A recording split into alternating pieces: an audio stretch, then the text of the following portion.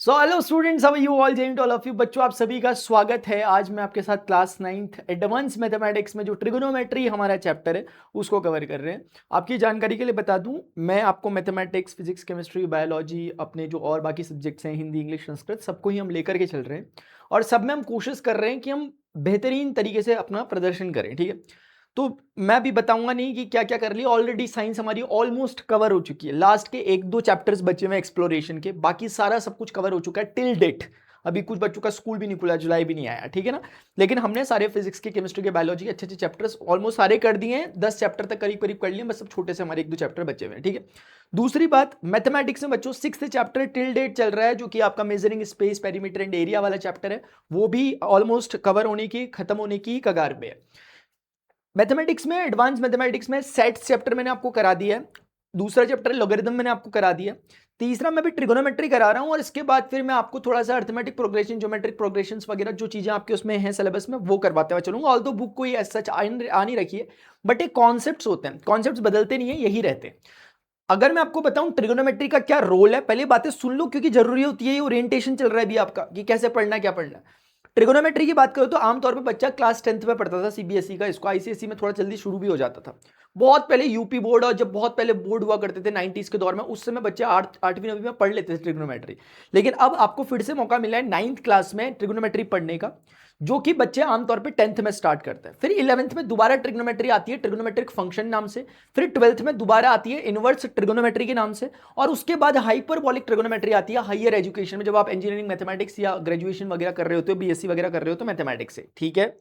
लेकिन उन सभी का बेस आज के इस चैप्टर में छुपा हुआ है। अगर आपको आज का ये लेक्चर समझ में आ गया, जो कि फुल्ली कॉन्सेप्चुअल बेस्ड होगा, हर एक क्यों का जवाब देने की मैं कोशिश करूंगा। आमतौर पे बच्चे इसे स्किप कर लेते हैं। 10th 11th 12th पढ़ने की, अच्छी खासी ट्रिग्नोमेट्रिक पढ़ने के बावजूद भी उनको ये बेसिक्स में प्रॉब्लम होती है, उन्हें लॉजिक और रीजन नहीं पता होते। वो मैं आपके साथ डिस्कस कर रहा हूँ, तो तसल्ली के साथ बैठना। अगर अभी मूड नहीं है पढ़ने लिखने का, अभी थोड़ा बिजी हो, कहीं इधर उधर तुम्हें बहुत सारे काम करने होंगे, तो वो निपटा के आना पहले, बिना उसके मत देखना यहाँ पे, बिना बिना धैर्य के, ठीक है ना। ध्यान से सुनो। चलो स्टार्ट कर रहे हैं, ठीक है। हाँ चलिए ठीक है, स्टार्ट करते हैं बहुत प्यार से बच्चों, ठीक है। तो बच्चों अब स्टार्ट करते हैं इंट्रोडक्शन पार्ट से कि क्या इसमें हम पढ़ने वाले हैं। शुरुआत से पढ़ेंगे। सबसे पहले हम एक राइट एंगल ट्राइंगल को बच्चों लेते हैं। लेकिन देखो, राइट एंगल ट्राइंगल पे थ्रू आउट हमारी स्टडी चलेगी। इस क्लास में जो भी हम चीजें पढ़ेंगे, हम पढ़ेंगे राइट एंगल ट्राइंगल पे, ट्रिगोनोमेट्री को पढ़ रहे होंगे। सिर्फ आपकी नॉलेज के लिए बता रहा हूं कि ऐसा नहीं है कि ट्रिगोनोमेट्री जो आप पढ़ते हो सिर्फ राइट एंगल ट्राइंगल पे अप्लाई होती है। आगे जाकर हायर क्लासेस में एक प्रॉपर्टीज ऑफ ट्रायंगल नाम का चैप्टर आता है, जहां पर आप देखते हो कि राइट एंगल होना जरूरी नहीं है, उसके बिना भी ट्रिगोनोमेट्री अप्लाई हो रही है। बट ट्रिगोनोमेट्री के जो बेसिक्स निकल के आएंगे वो हमेशा राइट एंगल ट्राइंगल से निकलेंगे। राइट एंगल ट्राइंगल का मतलब ऐसा ट्राइंगल जिसका एक एंगल 90 डिग्री हो। अब मैं आपसे एक सवाल पूछता हूं, क्या किसी ट्राइंगल के एक से ज्यादा एंगल 90 डिग्री हो सकते हैं? आप मुझे कमेंट सेक्शन में टाइम स्टैम्प के साथ बताओगे। फिलहाल बच्चों, अगर मेरे पास ये एबीसी नाम का एक ट्राइंगल है, मैंने कहा कि ये ट्राइंगल एबीसी एक राइट एंगल ट्राइंगल है एट एंगल बी, यानी एंगल बी पर ये 90 डिग्री है। तो हम सबको दिखाई भी दे रहा होगा, हाँ जी मास्टर जी ये 90 डिग्री यहां पर बना हुआ, बिल्कुल सही कह रहे हैं आप। अब सुनो बात को, किसी भी ट्राइंगल में, स्पेशली जब हम बात कर रहे हैं राइट एंगल ट्राइंगल की, 3 स्पेसिफिक साइड्स होती हैं जिन्हें हम परपेंडिकुलर, बेस और हाइपोटेन्यूज कहते हैं। बच्चों हाइपोटेनस क्या होती है, बेस क्या होती है, परपेंडिकुलर क्या होती है, वो समझते हैं। हाइपोटेनस को हिंदी में कर्ण, बेस को आधार और परपेंडिकुलर को लंब कहा जाता है। लेकिन इन्हें पहचाना कैसे जाता है वो बड़ी इंपॉर्टेंट बात है, क्योंकि उस पर बेस्ड ही क्वेश्चंस बनेंगे काफी सारे। ये आपको अंडरस्टैंडिंग होनी चाहिए कि कौन सा कौन होता है। तो समझते हैं। देखो, हर जो एंगल है, ट्राइंगल में कितने एंगल होते हैं? 3 ट्राई एंगल, 3 एंगल। तो ये जो ट्राइंगल में 3 एंगल से बच्चों, हर एंगल के एक अपोजिट एक साइड होती है। जैसे कि इस एंगल सी के ऑपोजिट आप देखोगे तो जो साइड है उसका नाम है ए बी। इसी प्रकार से अगर मैं आपसे कहूं कि आप देख रहे हो इस एंगल ए के, इस एंगल ए के रेस्पेक्ट में आप देख रहे हो, तो ए के ऑपोजिट साइड कौन सी है? बी सी, ए के ऑपोजिट। इसी प्रकार से बी के ऑपोजिट साइड कौन सी है? ए सी। तो ये एक ऐसे मोटे मोटे तौर पे ऐसे भी समझ सकते हो कि जिसके ऑपोजिट साइड देखनी है उसको छोड़ करके जो बच गए वर्टेक्स, यानी बी के ऑपोजिट देखनी है तो ए और सी बच गए, सी के ऑपोजिट देखनी है तो ए और बी वर्टेक्स बच गए, उन्हें जोड़ दो। ए के ऑपोजिट देखनी है तो बी और सी वर्टेक्स बच गए, तो उनको मिला करके बीसी साइड बन गई। तो कोई बहुत बड़ी बात शायद मैंने नहीं कही है, मैंने सिर्फ यह समझाया कि एंगल्स के ऑपोजिट साइड कौन सी दिखती है, कैसी दिखती है। अगर मैं आपसे बोलूं कि 90 डिग्री के ऑपोजिट जो साइड है उसका नाम आप बता सकते हो, मुझे टाइम स्टेप में बताओ। 90 डिग्री एंगल के ऑपोजिट साइड का नाम टाइम स्टेप में बताना है बच्चों, ऐसे सोते सोते नहीं पढ़ना, ठीक है ना। 90 डिग्री का ऑपोजिट जो साइड है उसका नाम है AC। तो ये जो AC होती है, यानी कि जो कुल मिलाकर 90 डिग्री के ऑपोजिट साइड होती है बच्चों, इसे एक स्पेसिफिक नाम दिया जाता है और वो नाम होता है हाइपोटेन्यूस। ये होती है हाइपोटेन्यूस, ये हाइपोटेन्यूस है। हाइपोटेन्यूस क्या होती है? Opposite side of 90 degree angle. अब सुनो, 90 डिग्री एंगल की ये तो समझ में आ गया। अब दो साइड्स बची हैं, एक ये वाली और एक ये वाली। हमेशा ध्यान रखना कि जो ये वाली साइड है, ये वाली साइड, इसको मैं बेस कहूंगा। मैं आपको भी समझाता हूं मैं इसको बेस क्यों कह रहा हूं, कैसे हम समझेंगे कि ये बेस है क्या है। और ये वाली बच्चों क्या होगी? परपेंडिकुलर होगी। अब मैं आपको बताता हूं कि परपेंडिकुलर होगी, बेस होगी, क्या होगी क्या नहीं होगी, इसके बारे में मैं आपको बताता हूं, क्योंकि यहीं से कंफ्यूजन क्रिएट होता है कि क्या मास्टर ये जो आपने लिखा है ये सही है नहीं है। एक बार इस पे आते हैं। देखो, देखिए बच्चों, अब क्या ये बिल्कुल सही है जो मैंने लिखा? नहीं, ये बिल्कुल सही नहीं है, ये पार्शियली ट्रू है। और जब मैं कहता हूं पार्शियली ट्रू है तो इसका कुछ मतलब होता है बच्चों। समझते हैं कि इसका मतलब क्या हुआ, समझते हैं कि इसका मतलब क्या हुआ। देखो, ये सेम दो ट्राइंगल्स को मैंने कंसीडर किया, वही सेम चीज है, वही सेम ट्राइंगल है, बट बच्चों मैं एक काम करने वाला हूं, इस बार मैं इसका नाम बदल दूंगा, इसका नाम बदल दूंगा। मैं बोलूंगा कि ये वाला जो आपको दे रखा है ये परपेंडिकुलर है, ये परपेंडिकुलर। ध्यान से सुनना बच्चों प्लीज, क्योंकि एक ही बार मेहनत करनी है आपको, बार बार मेहनत नहीं करते रहनी, इसलिए ध्यान से सुन लोगे फायदे में रहोगे। क्योंकि क्या होता है बच्चे ना, एक फिर वो सोचते हैं ऐसे पढ़ लेते हैं हल्के फुल्के में, फिर 10 बार पढ़ते हैं। भाई ऐसे नहीं पढ़ना, एक ही बार पढ़ना होता है कॉन्सेप्ट, और एक ही बार पूरे ध्यान के साथ सुनना होता है, बिल्कुल पल के भी ना झपकाओ, इतने ध्यान के साथ, ठीक है। तो यहां पर बच्चों अभी आपको दिख रहा होगा कि आप बोलोगे मास्टर ये क्या आप चीटिंग कर रहे हैं, वहां आपने वो बोला, यहां पे आप ये बोल रहे हो। तो बच्चों मैं चीटिंग नहीं कर रहा, मैं अब आपको समझाता हूं कि हुआ कैसे। हाइपोटेन्यूस को हमेशा देखा जाता है 90 डिग्री एंगल के रेफरेंस में। यानी हाइपोटेन्यूस कौन सा होता है? जहां भी 90 डिग्री एंगल दिख रहा है उसके सामने वाला। बट परपेंडिकुलर और बेस किसी और के रेफरेंस में देखे जाते हैं। वो किसके? किसी और के रेफरेंस में देखे जाते हैं। कैसे? समझो बच्चों, अगर मैंने इस एंगल सी के रेफरेंस में देखना चालू किया, सोचो कि मैं इस एंगल सी की तरफ से देख रहा हूं, तो जब मैं सी की तरफ से देख रहा हूं तो मेरे ठीक सामने जो साइड पड़ेगी, जरूरी नहीं है मैं सी की तरफ से, मैं कहीं से भी देख रहा हूं, मेरे ठीक सामने जो साइड पड़ेगी उसको मैं परपेंडिकुलर कहूंगा। एक्सेप्ट 90 डिग्री की बात कर रहा हूं मैं, क्योंकि राइट एंगल ट्राइंगल में, अब देखो एक छोटी छोटी सी बातें पहले करते हुए चलते हैं ताकि आपको अच्छे से मजा आते रहे। बच्चों इधर देखो, इन ट्राइंगल एबीसी, आप दोनों ही ट्राइंगल में किसी में भी देख लो, राइट एंगल एट बी है, हम जान रहे हैं। तो क्या आप लोग जानते हैं कि ऐसा लिख सकते हैं? क्या आप मुझे बता सकते हैं कि मास्टर ये आपने जो लिखा हुआ ये सही लिखा हुआ? क्या कहते हैं इसे? टाइम रेफरेंस के साथ बताओ किसके बिहाफ पे का? Yes, ASP, angle sum property कहती है कि ट्राइंगल के इंटीरियर एंगल का सम 180 डिग्री होगा। यानी इस एंगल का, इस एंगल का और इस एंगल का सम हमेशा 180 डिग्री होगा, इररिस्पेक्टिव ऑफ कि ये कुछ भी हो, चाहे ये 90 डिग्री होता ना भी होता, तब भी ट्राइंगल के इंटीरियर एंगल का सम बच्चों 180 डिग्री होता है। तो इस केस में चूंकि आपका बी 90 डिग्री है तो आपने उसको ऐसे प्लेस किया। मेरी बात को ध्यान से सुनना, कुछ बता रहा हूं। अब बच्चों इस चीज को आप फाइनली क्या कह सकते हो? आप कह सकते हो angle A plus angle C बराबर 180 माइनस 90 हो गया। और क्या कितने बच्चे मेरी बात समझ पा रहे हैं कि angle A plus angle C बराबर 90 डिग्री हो गया? ये 90 डिग्री वहां गया, माइनस हो गया, और ultimately you are left with this guy. बच्चों ये बहुत स्पेसिफिक बात निकल के आई है, कई बार इसे एग्जाम में सीधे पूछा जा सकता है प्रूफ करने के लिए। क्या? In a right angle triangle, in a right angle triangle prove that the rest of two angles are complementary in nature. Complementary angle किसे कहते हैं? नोट कर लो, अगर नहीं पता पिछली क्लासेस में पढ़ा होगा आपने, बट स्टिल बता रहा हूं। कॉम्प्लीमेंट्री एंगल, जिसे हिंदी में पूरक कोण कहते हैं, वो एंगल्स का पेयर होता है जो मिलकर के 90 डिग्री बना रहे होते हैं। यानी कॉम्प्लीमेंट्री एंगल्स दो पेयर ऑफ एंगल है जिनका सम हमेशा 90 डिग्री होता है। एग्जांपल के लिए 20 डिग्री और 70 डिग्री एक कॉम्प्लीमेंट्री पेयर है, क्योंकि दोनों को जोड़कर 90 डिग्री होता है। 1 डिग्री का कॉम्प्लीमेंट्री एंगल कौन सा होगा बताओ?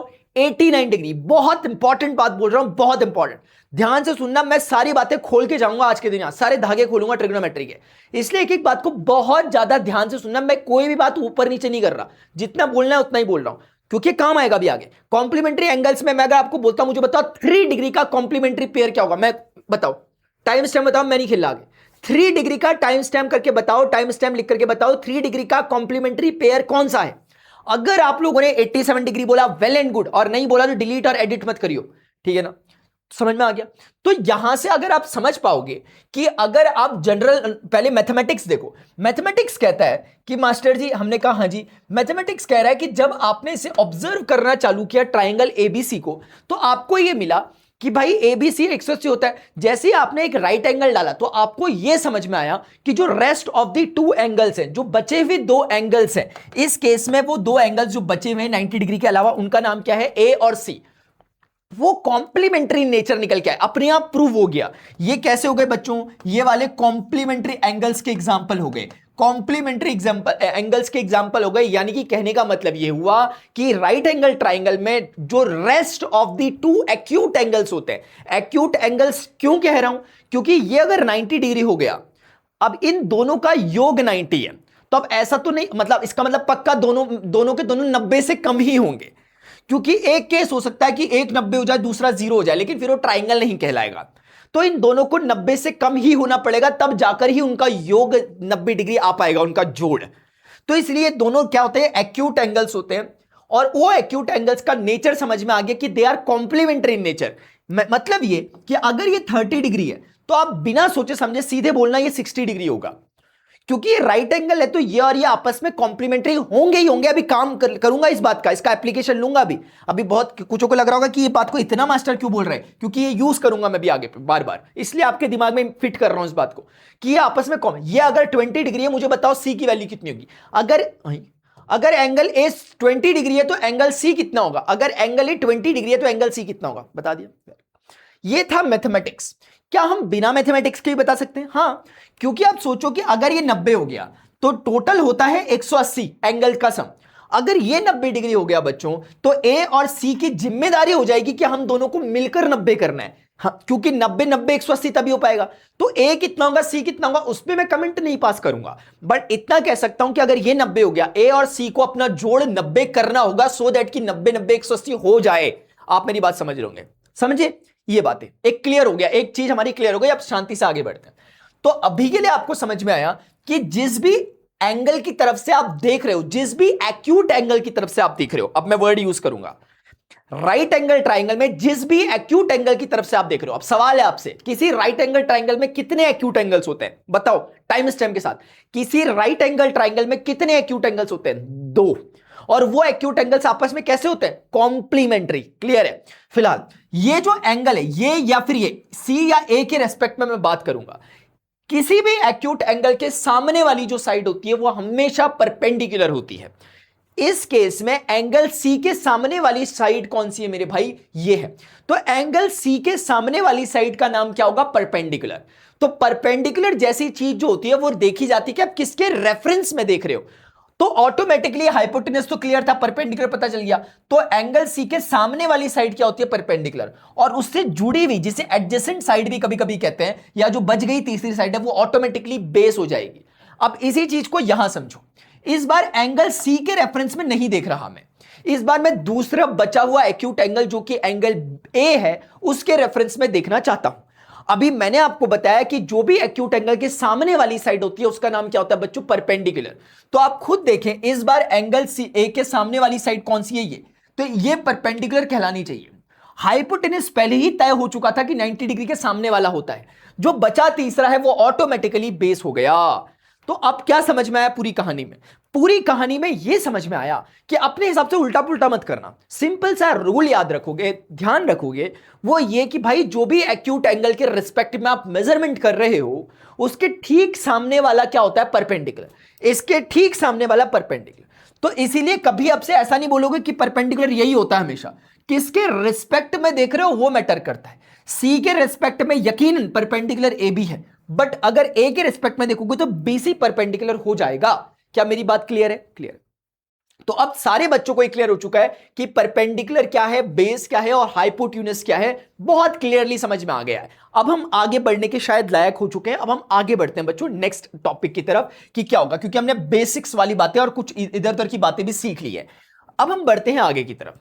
आगे की तरफ बढ़ते हैं तो हम देखते हैं कि हमारे पास फिर से राइट एंगल ट्राइंगल है। बच्चों ध्यान से सुनना, मान लेते हैं ये एंगल बी होगा, तो ये मत सोचना बी ही बोलते हैं, कुछ भी बोल सकते हो, बट मैं अभी ऐसे ही बोल रहा हूं एबीसी ट्राइंगल।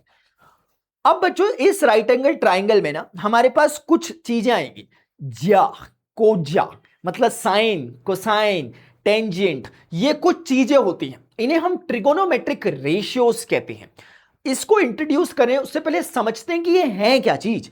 ट्रिगोनोमेट्रिक रेशियोज की बच्चों जब मैं बात कर रहा हूं आपके साथ, मैं यहां लिख देता हूं ट्रिगोनोमेट्रिक रेशियोज।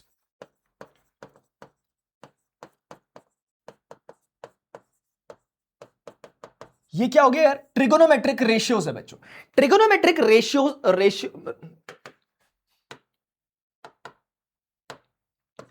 बच्चों ट्रिगोनोमेट्रिक रेशियोज का मतलब क्या होगा कि ये कुल मिला के रेशियो है। अब किसके रेशियो हैं तो मैं आपको बताता हूं, किसी भी राइट एंगल ट्राइंगल में जो उसकी साइड्स होती हैं उनके रेशियो। ठीक है, अब आप मुझे एक बात बताओ, ये तीन साइड्स हैं, ये तीन साइड्स के कितने पॉसिबल रेशियोज हो सकते हैं? आप मुझे इस बात का जवाब दीजिए। तीन साइड्स के कितने पॉसिबल रेशियोज हो सकते हैं? सब कुछ सही आ रहा है क्या? तीन साइड्स के कितने पॉसिबल रेशियो हो सकते हैं? तो मैं आपको बोलता हूं तीन साइड के पॉसिबल 6 रेशियो हो सकते हैं। पहले जनरल नॉलेज से समझते हैं। जैसे 1 2 3, सोचो कि 3 लोग हैं। इन 3 लोगों को आप कैसे लिख सकते हो? मैं ऐसे लिख सकता हूं 1/2, 1/3, मतलब कुछ साइड है ना, साइड 1, साइड 2, साइड 3, ऐसे मैं लिख सकता हूं साइड ये। और फिर मैं क्या कर सकता हूं, फिर मैं ऐसा भी कर सकता हूं, ये देखो, ये 3 पॉसिबल और ये 3 पॉसिबल, ये 6 पॉसिबिलिटीज है इन 3 लोगों के रेशियो लेने की। अजीब सा तो नहीं लग रहा? ये तो नहीं लग रहा है क्या लिख दिया मास्टर ने? मैं ऐसे ही कर रहा हूं, ये प्रैक्टिस के लिए ऐसे ही बोल रहा हूं खाली। मैंने कहा कि ऐसे सोचो कि साइड 1, साइड 2, साइड 3 है, इनके रेशियोज लेने हैं। तो 1 के अपॉन में 2 ले सकते हो, 1 के अपॉन में 3 ले सकते हो, फिर 2 के अपॉन में 3 ले सकते हो, बस खत्म। फिर इनका रेसिप्रोकल ले सकते हो। तो 6 ही पॉसिबल रेशियो बन पा रहे हैं, 7वां नहीं बन पाएगा, बना के देख लो। तो अब इसी बात को लेकर के लोगों ने बहुत जबरदस्त चीज को ऑब्जर्व किया। उन्होंने देखा किसी भी राइट एंगल ट्राइंगल के जो रेशियोज होते हैं वो स्पेसिफिक पैटर्न को फॉलो कर रहे होते हैं। समझते हैं, अगर बच्चों में ध्यान से समझना, अगर मैं इस एंगल सी के रेफरेंस में बात करने लग गया तो अब मेरा परपेंडिकुलर और बेस फिक्स हो जाएंगे। अगर अभी मैं नहीं बोलता कि मैं सी के रेफरेंस में बात कर रहा हूं, मैं आपसे पूछता बताओ परपेंडिकुलर क्या है, कभी भी मत बताना। अगर मैं सी को स्पेसिफिकली नहीं बोल रहा हूं, बोल रहा हूं एक राइट एंगल ट्राइंगल एबीसी में बताओ परपेंडिकुलर क्या है, आम बोलचाल में बच्चे ए बी झटाक से बोल देते हैं। लेकिन आप परपेंडिकुलर तब तक नहीं बता सकते जब तक कि आपको पॉइंट ऑफ रेफरेंस नहीं पता, किसके रेफरेंस में आप पता कर रहे हो। अभी सी के रेफरेंस में जरूर ये बच्चों क्या है, परपेंडिकुलर है, तो ऑटोमेटिकली बचा हुआ जो ये है, ये क्या है, बेस है। तो जो 90 डिग्री के सामने होता है ये हाइपोटेनस, हाइपोटेनस के साथ कभी भी कोई छेड़छाड़ नहीं हो सकती 90 राइट एंगल ट्रायंगल में, बट परपेंडिकुलर बेस स्विच हो सकते हैं अकॉर्डिंगली कि आप किसके रेफरेंस में देख रहे हो। आई होप समझ में आया होगा। अब बच्चों, मैंने इस स्पेसिफिक केस में जो एक क्वेश्चन मैं पढ़ रहा हूं, मैंने यहां पर माना है कि भाई मैं सी के रेफरेंस में देख रहा हूं। अब बच्चों समझना, अगर मैं यहां पे परपेंडिकुलर और हाइपोटेन्यूज का रेशियो ले लेता हूं, जो कि इस केस में अगर मुझे कहना चाहिए वो कौन है, ए बी और ए सी, इस तरह की चीज, तो इसे एक नाम दिया जाता है। अगर मैं इस एंगल को कहता हूं सी, जो एंगल सी बन रहा है उसे मैंने थीटा कहा। थीटा कुछ नहीं, एक रिप्रेजेंटेशन है किसी एंगल को लिखने का, एक ग्रीक लेटर है theta, but just to represent it, कि उसको कैसे रिप्रेजेंट करेंगे। वैसे जैसे हम एनर्जी, साउंड एनर्जी वगैरह हम वेव्स में पढ़ रहे हैं, लैम्डा वेवलेंथ को रिप्रेजेंट कर रहा था, वैसे थीटा एक एंगल को रिप्रेजेंट कर रहा है। उस एंगल की value 2 degree, 5 degree, 10 degree, 20 degree, 80 degree, कुछ भी हो सकती है। तो जनरल रिप्रेजेंटेशन, एक सर्कल बनाना है, उसको ऐसे कट कर देना बीच से, तो ये हो गया। तो इस पर्टिकुलर चीज को एक नाम दिया जाता है बच्चों, और वो नाम होता है साइन थीटा। Sine theta. अभी तो साइन थीटा कुछ भी नहीं होता, साइन थीटा सिर्फ परपेंडिकुलर और हाइपोटेन्यूज का रेशियो है, इसीलिए इसे ट्रिगोनोमेट्रिक रेशियो कह रहे हैं, क्योंकि रेशियो है दो साइड्स का। मैं आपसे पूछूं साइन थीटा की यूनिट क्या होगी, जैसे वेलोसिटी की यूनिट मीटर पर सेकंड होती है, आपको बोलना चाहिए सर ये यूनिटलेस है। यूनिटलेस इसलिए क्योंकि परपेंडिकुलर जो भी होगा वो कुछ डिस्टेंस होगा, जैसे फॉर एग्जांपल 2 मीटर, नीचे कुछ होगा हाइपोटेनस, जैसे फॉर एग्जांपल 4 मीटर, तो 2 मीटर और 4 मीटर, मीटर मीटर कट जाएंगे, 2/4 यानी 1/2, सिर्फ रेशियो बचेगा, यूनिटलेस क्वांटिटी। समझ में आ रही है? तो इसीलिए परपेंडिकुलर, ये समझ में आ गया साइन थीटा। बच्चों इसी प्रकार से अगर कोई आपसे बोले कि ये तो समझ में आ गया आपको, किसी ने बोला मैं बेस और हाइपोटेन्यूज का अगर रेशियो ले लेता हूं तो क्या होगा, यानी बेस इस केस में सी के रेफरेंस में हम देख रहे हैं बीसी है और हाइपोटेन्यूज एसी है, इसको बच्चों एक स्पेसिफिक नाम देते हैं और वो नाम है cos theta. Cos theta, sine theta, तो कॉस थीटा कुछ और नहीं होता, ये भी 3 साइड का रेशियो होता है। आप ऐसे पढ़ेंगे तो कितना अजीब लगेगा, इसलिए नाम दे दिए। अब कॉस थीटा बोलते एकदम, अभी याद कैसे करना वो भी बताऊंगा, तो चिंता मत करना, चिंता बिल्कुल मत करना, बस देखते हुए चलो शांति के साथ बैठ करके। अगर तुम शांति से मेरी बातें सुन रहे हो, मतलब ही नहीं होता कि ना समझ में आए, मतलब मैं मान ही नहीं सकता, ठीक है ना। तो कॉस थीटा भी दो साइड्स का रेशियो है, एक बेस और दूसरी हाइपोटेनस जो भी होगी, इसमें इसका और इसका रेशियो अभी हम करेंगे, बहुत कुछ डिस्कशन करेंगे हम इन पे। एक बार पहले मुझे यहां पे गोटियां फिट करने दो, उसके बाद मजा आएगा, ठीक है। इधर देखिए, ऐसे ही करके बच्चों अगर परपेंडिकुलर और बेस का रेशियो ले लिया जाए, इस केस में परपेंडिकुलर कौन है, ए बी, और बेस कौन है यार, बी सी। अगर इसका रेशियो लिया जाए तो इसको कहते हैं एक नाम, और वो नाम होता है टेन थीटा। ऐसे ही लिखते हैं, बड़ा टी नहीं लिखते, छोटा ही टी लिखते हैं। ऐसे ही साइन कॉस में सब में छोटे छोटे होते हैं लेटर्स आगे के। तो बच्चों ये आपको समझ में आया कि P बाई बी बराबर कितना हो गया, A B by B C. तो टेन थीटा हमारा निकल करके आ गया। अभी टेन थीटा कौन होता है, परपेंडिकुलर और बेस का रेशियो। और आप बार बार समझ रहे होंगे कि ये सबके सब जरूर किसी एक पॉइंट के रेफरेंस में ही देखे जा रहे होंगे, अदरवाइज परपेंडिकुलर को डिफाइन करना मुश्किल हो जाएगा। अब मेरी एक और बात सुनो, अगर किसी ने कहा कि मास्टर इतना तो समझ में आ गया है, जितना आपने कहा इतनी देर से लगे हुए तो कुछ तो समझ में आया ही, थोड़ा बहुत, चलो थोड़ा ही सही लेकिन आ तो गया। अब मैंने कहा दादा अगर थोड़ा छोटा मोटा समझ में आ गया तो आगे बढ़ ले थोड़ा सा। तुमने कहा कहना क्या चाहते हो, मैंने कहा देखिए कहना चाहता हूं कि अगर मैंने इसको यहां से ऐसे किया और मैंने बोला कि अब मैंने आपको रेशियो कैसे समझाया था, तीन निकाल देना, अब इन्हीं तीनों के उल्टे उल्टे कर दो, वो तीन पॉसिबल रेशियो है। जैसे हाइपोटेनस अपॉन परपेंडिकुलर इस बार कर दीजिए, तो हाइपोटेनस अपॉन परपेंडिकुलर करेंगे तो हाइपोटेनस ये हो गया, परपेंडिकुलर कितना हो गया, ये हो गया। तो ये कितना निकल करके आया बच्चों, ये निकल करके आएगा कॉसेक थीटा। अभी मैं इसके पीछे के सारे लॉजिक्स आपको बताऊंगा, चिंता मत करना कि ये कैसे कैसे लिख रहा हूं मैं, कैसे कैसे क्या क्या कर रहा हूं, सब कुछ पता चलेगा तुम्हें, सो प्लीज डोंट वरी। ये कॉसेक थीटा। इसी प्रकार से बच्चों आपके पास और पॉसिबिलिटी क्या है, एक मिनट बच्चों, एक मिनट रुक जाओ। देखो अगली पॉसिबिलिटी क्या है कि बेस अपॉन हाइपोटेनस की जगह हाइपोटेनस अपॉन बेस कर सकते हो। हाइपोटेनस अपॉन बेस का मतलब क्या होगा, इस बार AC अपॉन BC। इस बार बच्चों इसको एक नाम दिया जाता है, वो नाम दिया जाता है सेकेंट ऑफ थीटा। मैं बताऊंगा इसका मतलब क्या, प्लीज डोंट वरी। इसका भी उल्टा करोगे तो क्या होगा, बेस अपॉन परपेंडिकुलर, यानी कि BC अपॉन कितना यार, AB। Got it. और ये बराबर कितना हो जाएगा, ये बराबर हो जाएगा बच्चों कॉटेंजेंट ऑफ थीटा। अब मैं बताता हूं इसका मतलब क्या। ये 6 ट्रिगोनोमेट्रिक रेशियोज हैं बच्चों, इसके अलावा सातवां दुनिया में नहीं एग्जिस्ट करता, आज तक नहीं पता चला किसी को। अब ये मत सोचिए मैं पता करके रहूंगा, नहीं पता कर, अरे होता है कैसे करेगा यार, मैंने शुरुआत में बता दिया 6 पॉसिबिलिटी हो सकती है तीन साइड के साथ। तो बच्चों ये साइन, इसको बोलते हैं sine theta, cos theta, tan theta, cosec theta, sec theta, cot theta. आपको थोड़ा जनरल नॉलेज के लिए बता देता हूं कि जो साइन है, ये साइन थीटा, इसका पूरा नाम ये होता है साइन थीटा। इसलिए कई बार बच्चे सिन सिन बोलते हैं, सिन मतलब वैसे पाप होता है ना, तो मतलब ये सिन ऐसे ही बोलते हैं, बट एक्चुअल नाम क्योंकि इसका साइन है, इसके कारण लोग इसको ध्यान में रख के साइन बोलते हैं, जो साइन बोलते हैं। तो ऐसा मत समझना कि ऐसा ही इनको लोग साइन क्यों पढ़ रहे हैं, वो इसको दिमाग में रख के बोल रहे हैं क्योंकि ये फुल फॉर्म है, उसका एब्रिविएशन है। इसी प्रकार से ये कॉस थीटा जो आपको दिख रहा है बच्चों, ये कॉस नहीं है, ये कोसाइन थीटा है, ये कोसाइन थीटा है। ये जो आपको टेन दिख रहा है बच्चों, ये टेन थीटा नहीं है, ये टेंजेंट ऑफ थीटा है, टेंजेंट ऑफ थीटा, ये टेंजेंट ऑफ थीटा है। इसी प्रकार से बच्चों ये जो आपके पास बाकी के लोग हैं, जैसे साइन कॉस टेन तो आपको समझ में आ गया, आपने कहा मास्टर इतना तो समझ में आ गया। ये जो बाकी के तीन ट्रिगोनोमेट्रिक रेशियोज हैं उनके बारे में चर्चा कर लेते हैं। वो कैसे हैं, उनके नाम है कॉसेक।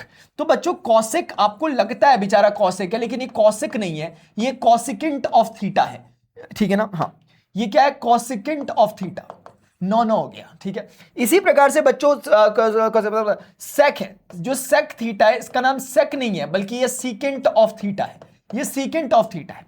इसी प्रकार से जो टेन आप कॉट बच गया, कॉट बच गया, वो कॉट थीटा कॉट नहीं है, वो कॉटेंजेंट ऑफ थीटा है, कॉटेंजेंट ऑफ थीटा। मेरी बात को समझते हुए चलना, बहुत प्यारी बातें डिस्कस होने वाली है आपके साथ, बहुत ज्यादा प्यारी बातें, बहुत ज्यादा प्यारी बातें मेरे भाई, मजा आ जाएगा नेक्स्ट लेवल का। लेकिन उस बच्चों को जो यहां पे बैठ करके कुछ तसल्ली से सुनने के लिए बैठा हो, ऐसा नहीं कि देखो, पहली बात तो तुम्हें सबको पता है एडवांस मैथमेटिक्स तुम्हारा जो ये चल रहा है, ये तुम्हारा सिर्फ और सिर्फ क्या है, आर्बिट्ररी है। तुम लेना चाहो तो लो, ना लेना चाहो ना लो। तुम थोड़ा सा दो कदम ये ना एक तरह का ना एक ना बाईपास दे रखा है जो बच्चे, क्योंकि भाई जाना तो सबको वही है, 11वीं बच के तो सबको ही पढ़ना पड़ेगा, तोते तो सबके उड़ेंगे 10वीं 11वीं। लेकिन वो कह रहे कि अगर तुमने अभी इच्छा से पढ़ लिया तुम्हें नेक्स्ट लेवल का मजा आ जाएगा, तुम एक तगड़ा एडवांटेज ले लोगे। ये एडवांटेज देने वाली बात है, समझ में आ रही बात, एक मिनट बच्चों, ठीक है। हाँ अब हम आगे बढ़ते हैं, ठीक है, आगे की बात यह है कि साइन हमें समझ में आ गया बच्चों। ये एक कोइंसिडेंस नहीं है, ये बड़ी काम की बात है। कौन सी वाली? ये साइन है, अगर आप ध्यान से देखो तो कोसाइन में भी साइन छुपा हुआ है। ये टेंजेंट है तो ध्यान से देखो कॉटेंजेंट में भी, ध्यान से देखो तो कॉटेंजेंट में भी टेंजेंट छुपा है। अब ध्यान से देखो कॉसेक में सीकेंट छुपा है। ये इत्तेफाक नहीं है बच्चों। इन 6 लोगों में से 3 जने जो हैं वैसे ही बाकी 3 जने उन्हीं के भाई हैं। ये इत्तेफाक नहीं है। और ये भी इत्तेफाक नहीं कि सबके आगे को लग रहा है। को समझ में आ रहा? तो कहने का मतलब है साइन कोसाइन में कुछ रिश्ता है, टेंजेंट और कॉटेंजेंट में कुछ रिश्ता है, सिकेंट और कॉसिकेंट में कुछ रिश्ता है। वो रिश्ता क्या है समझते हैं? ठीक है, आ जाओ।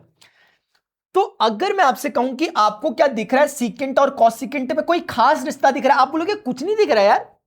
आप बोलोगे मास्टर इनमें तो नहीं दिख रहा, लेकिन हां इनमें जरूर रिश्ता दिख रहा है, साइन थीटा और कॉसेक थीटा में। मैंने लग चल मेरे भाई बहुत अच्छी बात है, बहुत सुंदर। तो एक काम करते हैं, इसको कॉपी कर दिया मैंने यहां से, और मैं इस चीज को यहां से इरेज कर रहा हूं। मैंने वो चीज पीछे कॉपी कर ली क्योंकि मैं बच्चों मैं इसे इरेज कर रहा हूं क्योंकि मेरा डिस्कशन कहां पर होगा, यहां पर।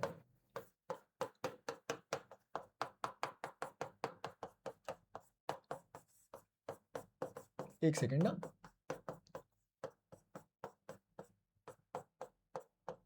क्या बात है। तो बच्चों ये देखो मैंने क्या किया, यहां पर मैं आपके साथ डिस्कशन कर रहा हूं पहले इस पे कि क्या ऑब्जर्वेशन से पूरी चीजें ना ऑब्जर्वेशन पे चलती हैं।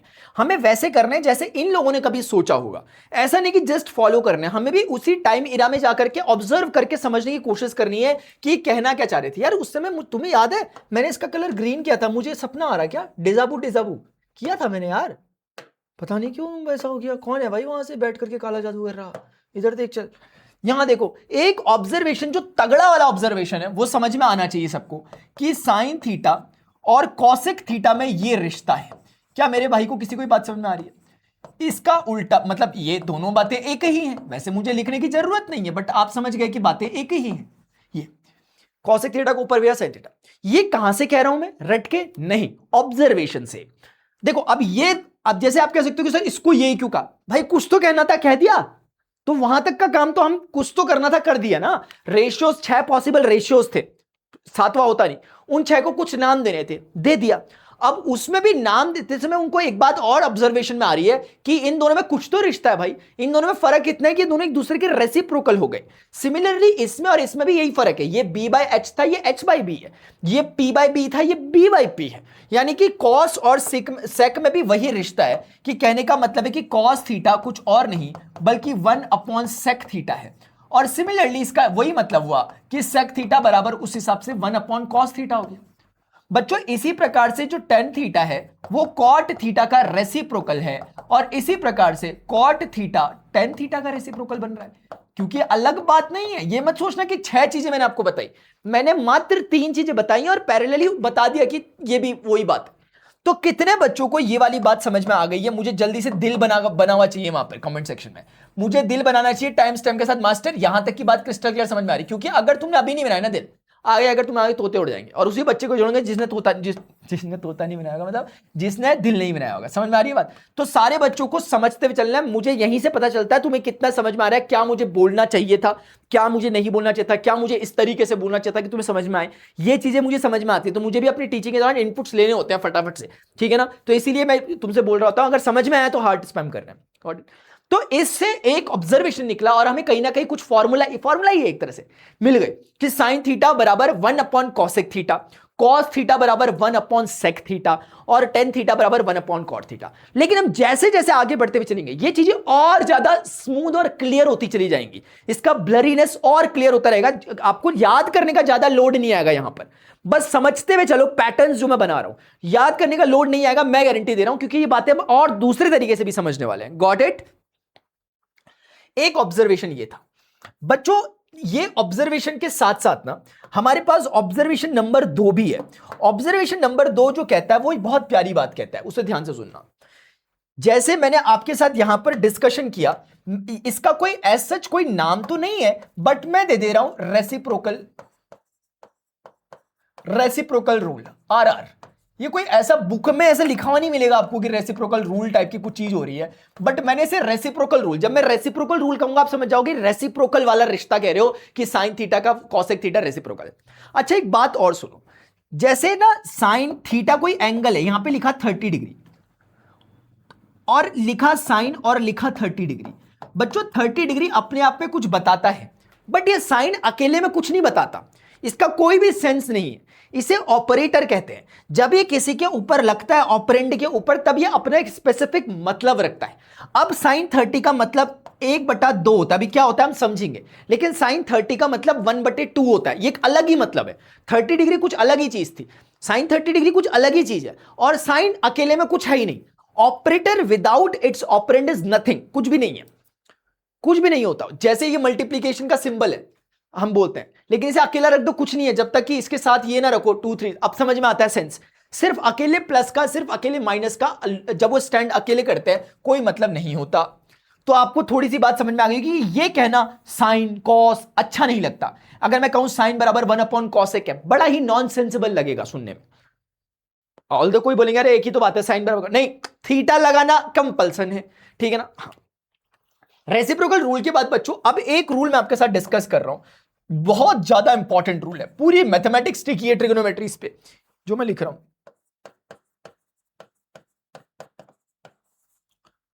कॉम्प्लीमेंट्री रूल, कॉम्प्लीमेंट्री एंगल्स का जो रूल है बच्चों, ये बहुत ज्यादा इंपॉर्टेंट रूल है।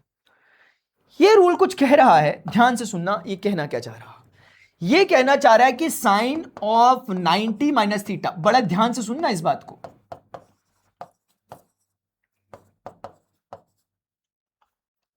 बच्चों एक मिनट, मुझे कॉल आने वाला था, मैं देख रहा हूं। 10 90 माइनस थीटा, ऐसे वाइब्रेशंस आ रहे हैं, ऐसा लग रहा है फोन आ रहा होगा, ये हो गया कॉट थीटा। और बच्चों ये इसका नाम क्या बचा, सेक 90 माइनस थीटा, ये बच गया कॉसेक थीटा, ठीक है। इसी का दूसरा वर्जन, ये कोई अलग नहीं है, वही चीज है। अभी कॉस 90 माइनस थीटा करना हो तो साइन थीटा, अभी कॉट 90 माइनस थीटा करना हो तो टेन थीटा, अभी कॉसेक 90 माइनस थीटा करना हो तो सेक थीटा।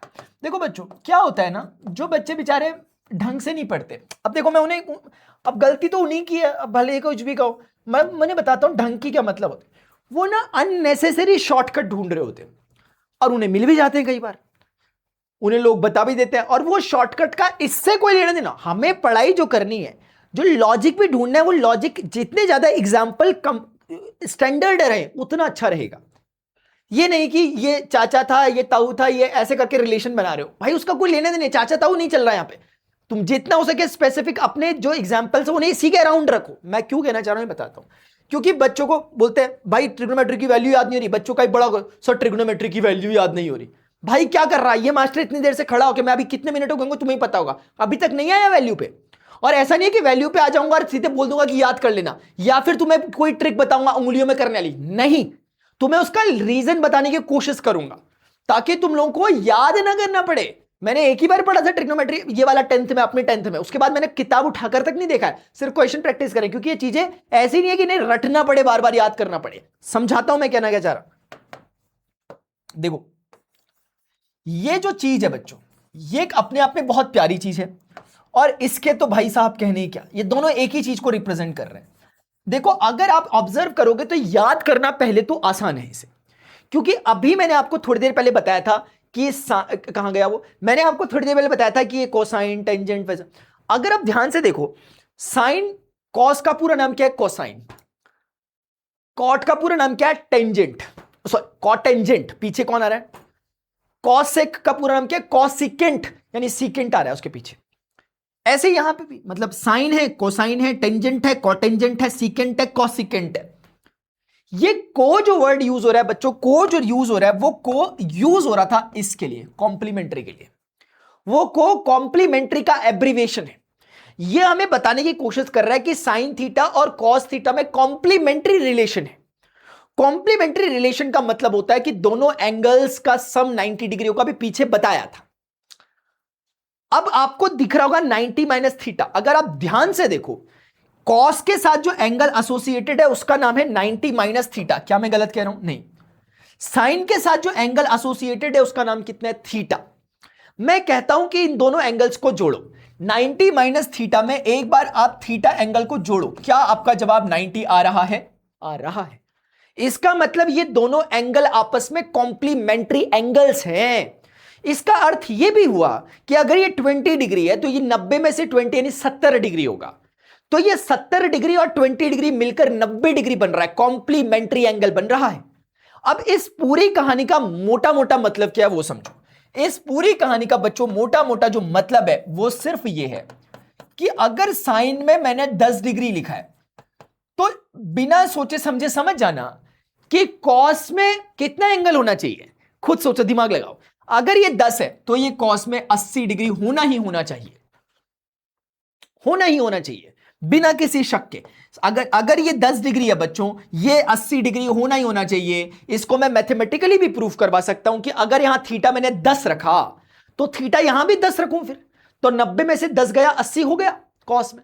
लेकिन उसको क्यों समझो, हम मेन बात को समझे। मेन बात क्या है कि साइन और कॉस जब भी आपस में बराबर होते हुए दिख रहे हैं तो ध्यान रखना वो अपने कॉम्प्लीमेंट्री एंगल में ही बराबर होते हैं, अन्यथा वो बराबर नहीं हो सकते। समझ रहे हो आप? यानी कि साइन और कॉस बराबर तभी हो सकते हैं जब दोनों के एंगल कॉम्प्लीमेंट्री नेचर के हो, अदरवाइज बराबर नहीं हो सकते। सिमिलरली टेन थीटा का कॉम्प्लीमेंट्री पार्ट कौन प्ले करेगा? कॉट। तो 10 में अगर मैं 2 डिग्री लिखता हूं तो आप मुझे कॉमन सेंस से बताओ कि 10 2 डिग्री बराबर कितना होना चाहिए। मैं कुछ लिख ही नहीं रहा। अगर आपने कॉमन सेंस के साथ टाइम स्टैम्प के साथ अगर सबने लिखा होगा, लिखना जरूरी है टाइम स्टैम्प के साथ। मैं बार बार कह रहा हूं बच्चों, 10 2 डिग्री अगर यहां, क्योंकि देखो मैं अपने एंड से पूरा इंटरेक्टिव बना रहा हूं क्लास को। मेरे तो तुम सामने बैठे हो, मैं कैमरे को पढ़ाता ही नहीं, मुझे तो बच्चे की शकल दिखाई दे रही, मुझे तो निशांत की शकल दिखाई दे रही है यहां पे।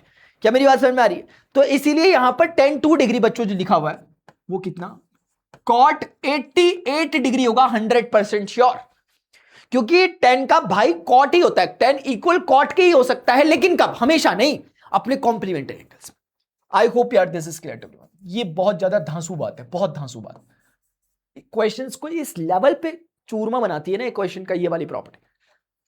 बिल्कुल टेंशन मत लेना, मेरा स्टाइल यही रहेगा, मैं भी क्वेश्चन पे आऊंगा ही नहीं।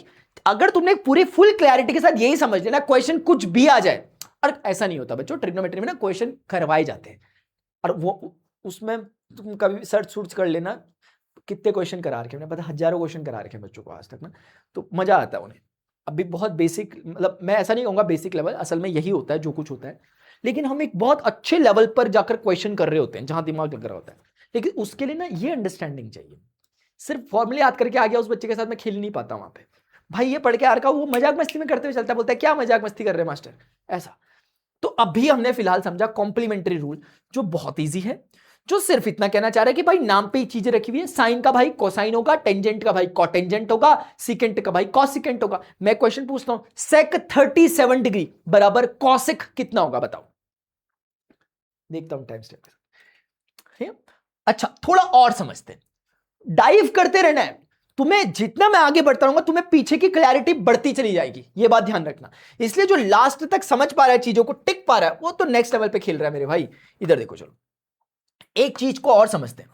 अभी थोड़ा सा मास्टर पेट नहीं भरा, और समझाओ जरा कुछ। इधर आ जा, चल। पेट है, इंडिया गेट है, पता नहीं चल रहा। इधर देख, बी है, ए है और ये सी है। फिर से वही, अगर मैं इस एंगल को थीटा कह देता हूं, ठीक है, ध्यान से समझना, तो मुझे कितने बालक बालिकाएं दीदी भैया यहां बैठे हैं जो मुझे बता सकते हैं कि एंगल कितना होगा? मैं मान जाऊंगा। टाइम स्टैम्प के साथ चाहिए मुझे दादा, टाइम स्टैम्प के साथ चाहिए मुझे, कितना होगा एंगल है, ठीक है ना? हाँ याद करो, कुछ लिखा है। अगर ये 90 डिग्री एंगल है, ए और सी आपस में कॉम्प्लीमेंट्री होते हैं, 36 तरह से प्रूव करा हमने से। यानी अगर ये 20 डिग्री है, इसे कितना होना पड़ेगा? इसे 70 डिग्री होना पड़ेगा ताकि 70 20 90 हो। अगर ये 1 डिग्री है, इसे 88 डिग्री होना पड़ेगा। अगर ये 2 डिग्री है, इसे 88 डिग्री होना पड़ेगा। अगर ये 10 डिग्री है, इसे 80 डिग्री होना पड़ेगा, ताकि ये दोनों मिलकर 90 हो, और 90 ऑलरेडी वेट कर रहा है 180। बच्चों अगर ये लॉजिक समझ में आता है तो खुद सोचो, क्या ये 90 माइनस थीटा होना चाहिए? क्या हो सकता है कुछ बच्चों को समझ नहीं आया। असल में 90 में से उतना एंगल घटा दो। नहीं समझ में आया ना, कोई बात नहीं। इतना तो समझ में आता है कि हमने पीछे से पढ़ते हुए आ रहे हैं कि ए और सी को 90 डिग्री पक्का होना चाहिए, ये तो समझ में आ रहा है।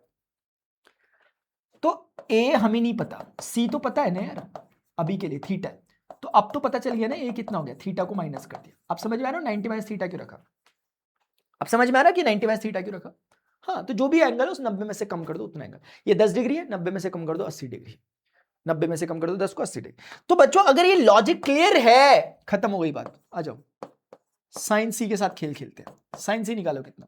हमने मास्टर अभी के लिए, अभी मैंने याद करना नहीं सिखाया, बट मैंने अभी आपको बताया कि एक बार के लिए कि साइन थीटा बराबर परपेंडिकुलर अपॉन हाइपोटेनस होता है। अभी याद करना सिखा दूंगा। अभी मेरी बात को मान लो कि साइन थीटा बराबर परपेंडिकुलर अपॉन हाइपोटेनस होता है, यानी कि जो भी एंगल देख रहे हो उसके रिस्पेक्ट में परपेंडिकुलर और हाइपोटेनस को ढूंढो, उनका रेशियो लो।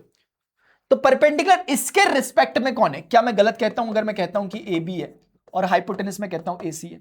मेरे भाई मैंने कहा जो भी एक्यूट एंगल के सामने वाली साइड है परपेंडिकुलर कहते हैं उसको। ये पढ़ाता आ रहा हूं यार, देखो ना, ये इसके रेफरेंस में ये परपेंडिकुलर, इसके रेफरेंस में ये, क्योंकि जिसके एंगल में देख रहे हो उसके। तो समझ में आ रहा है? तो ये हो गया। अच्छा, वेरी गुड यार, सबस ठीक है। इसको सी ना कह करके अगर मैं थीटा कह दूं तो चलेगा तुम लोगों को, क्योंकि थीटा ही है, उस बार सी का एंगल को थीटा कह। अच्छा, वेरी नाइस, बहुत अच्छा, सुंदर, मजा आ रहा तुम्हें देख करके। पता नहीं आज नहा धोकर रखे क्या रखे। इधर देखो, चलो ऐसे ही करके मेरे भाई ध्यान से सुनना।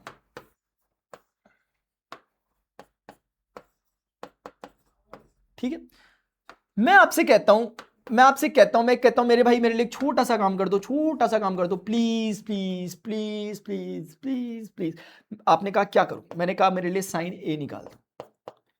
आपने कहा मास्टर साइन ए का मतलब तो साइन ऑफ एंगल इस बार 90 माइनस थीटा, यानी आप 90 माइनस थीटा वाले एंगल के रेफरेंस से बोल रहे हो। मैंने कहा, आपने कहा मास्टर तो फिर परपेंडिकुलर इसके हिसाब से तो ये है, क्योंकि जिस भी एंगल के सामने वाला है वह परपेंडिकुलर। स्टार्टिंग में एक पूरी स्लाइड यूज करिए इस बात को बताने के लिए, सिर्फ एंगल के ठीक सामने वाला परपेंडिकुलर है।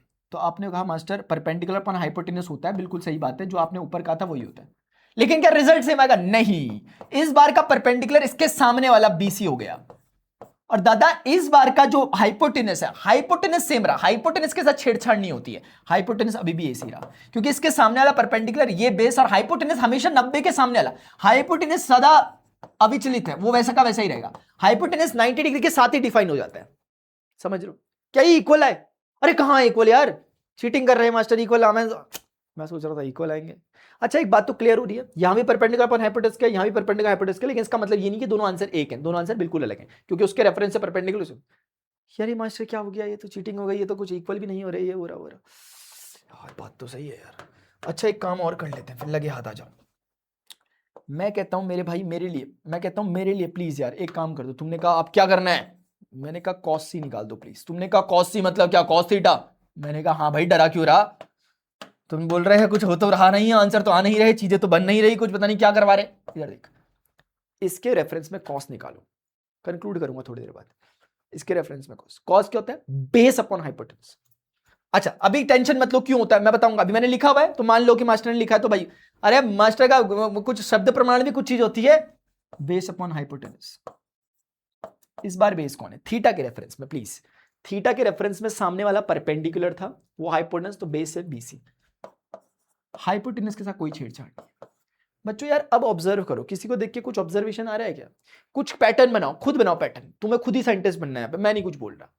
कितने बच्चों को एक पैटर्न मैच करता हुआ दिख रहा है कि साइन ए बराबर कॉस सी हो रहा है? मैं नहीं कह रहा भाई, ऑब्जर्वेशन से दिख रहा है तो दिख रहा है, मैं जबरदस्ती नहीं कर रहा।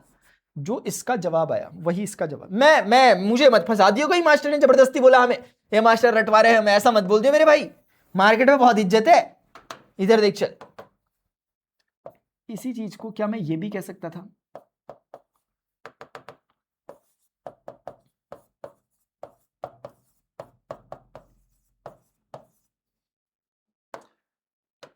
अपनों से जीती, बेगानों से जीती, लहरों से जीती, तूफानों से जीती, मैं जीत गई ओ जमाने ते, पर जानी शायर ते हार गई, मैं थारे पाँव की जुती ना के जता जी करे पैर दी उतार दे।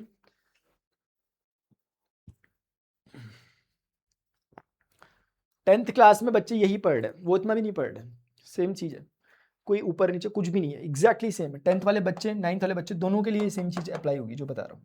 अब इधर देखो, मेरी बात समझो। देखो ये क्या किया मैंने, साइन ए ये था, एक्चुअली कॉस सी ये था, इक्वल कर दिया, साइन 90 में थीटा बराबर कॉस थीटा आ गया, जो मैं उस समय बोल रहा था। एक बात। दूसरी बात, खुद ही सोचो, जब मैं कह रहा हूं कि साइन 10 कॉस में किसके बराबर होगा, खुद सोचो, अगर मैं यहां पे कहता कि साइन सी कॉस में किसके बराबर होगा, आप ही मुझे बताओ, मैं नहीं कुछ बोल रहा, खुद बोलो यार। साइन और कॉस बराबर कब होते हैं, अपने कॉम्प्लीमेंट्री में, क्योंकि उसका नाम ही है कॉम्प्लीमेंट्री ऑफ साइन। तो इस बार सी का कॉम्प्लीमेंट्री एंगल मुझे खुद बताओ कौन है। क्या तुम बिना देखे समझे कुछ भी बोले सीधे नहीं बोल देते क्या ये है? तो क्या ये जितना, मतलब ये मत सोचिए ये गलत है, जैसे ये निकाला ना ऐसे इस बार तुम साइन से निकाला ना, मेरे कहने पर तुम एक बार कॉस ए भी निकाल के देखना, खुद सोचो। कॉस ए इसके रेफरेंस में, कॉस क्या होता है, मैंने कहा बेस अपॉन हाइपोटेनस होता है, एक बारी का भी याद करवाना सिखा दूंगा। तो बेस इसके लिए कौन है, ये हाइपोटेनस कौन है, ए बी अपॉन ए सी निकल रहा है, वही निकल रहा है जो साइन से निकला था। ऐसे ही कोई कहता कि मास्टर यहां पे अगर साइन में ए लिख दिया, अभी कॉस में कितना होगा, दादा ए का कॉम्प्लीमेंट्री एंगल कौन है, सी है, तो कॉम्प्लीमेंट्री एंगल सी है, तो साइन और कॉस अपने कॉम्प्लीमेंट्री में बराबर होंगे। ये बात को मैंने एक अलग लिहाज से भी प्रूफ करके आपको दिखाया कि वो ऐसा क्यों, वो कॉम्प्लीमेंट्री है ऐसा क्यों, वो वाला भी मैंने आपको हल्का हल्का समझाने की कोशिश की। आई होप आपको समझ में आया, वरना ये बताने की खास जरूरत नहीं थी, मैं ये बोलकर भी निकल लेता। लेकिन अगर तुम्हें एक्सप्लेन करने के लिए आगे भाई प्रूफ करो कि साइन 90 में थीटा कॉस थीटा क्यों होता है, तब तुम ये नहीं बोलोगे ना कि साइन का भाई कोसाइन होता है, मास्टर ने बताया था, फिर वो आप रीजन ये है। अब सेम चीज अप्लाई होगी चाहे 10 में, कॉट में, किसी में। आपको एक सवाल करने को देता हूं, जैसे आपने यहां पे साइन सी साइन ए कॉस सी किया, सिमिलरली टेन सी टेन ए और कॉट सी करना मेरे कहने पर प्लीज, और फिर देखना रिलेशन क्या बन रहा है। मुझे आप जवाब दोगे टाइम स्टैम्प के साथ, 10a बराबर कितना होगा, ये आपने टाइम स्टैम्प के साथ मुझे जवाब देना है, ये टाइम स्टैम्प के साथ आपने मुझे इसका जवाब देना है, 10a बराबर कितना होगा, तो मैं समझूंगा कि आपको टॉपिक समझ में है। आगे बढ़े शांति से, अब आते हैं थोड़ा सा शांति से आगे बढ़ते हैं, शांति से बढ़िए यार, एक तो हल्ला अलग मचाता है वो, मजा आ रहा माना मैंने कि अब बेंच तोड़ देगा क्या घर में, अब देख चल, कुछ बच्चे तो मोबाइल ही तोड़ देते हैं कई बार, मास्टर इतना मजा आ गया, अल्लाह उठा के अल्लाह फेंका। सुनो फिर इधर चलो, लाइक कर दियो फोड़ने से पहले, ये नहीं कि लाइक का बटन तोड़ दूं वहां पे।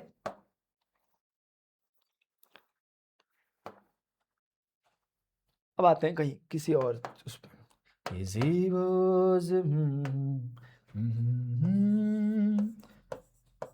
समझ लेना बूंदों में मैं हूं, किसी रोज बारिश बरसे, समझ लेना बूंदों में मैं हूं।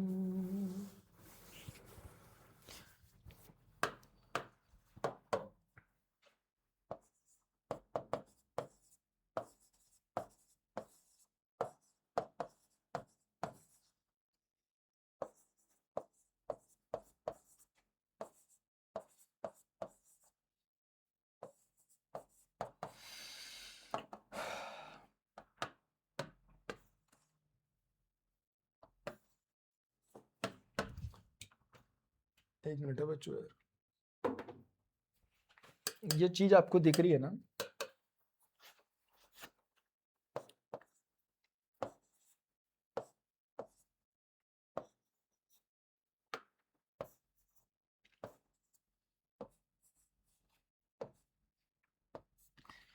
बच्चों देखो, ये पीबीपी और एचएचबी आपको याद हो जाएगा, पंडित बद्री प्रसाद हर हर बोले, पंडित बद्री प्रसाद हर हर बोले, ठीक है ना, पंडित बद्री प्रसाद हर हर बोले, पंडित बद्री प्रसाद क्या बोलते हैं, हर हर बोलते हैं, हर हर बोले, ठीक है ना, तो पंडित बद्री प्रसाद हर हर बोले।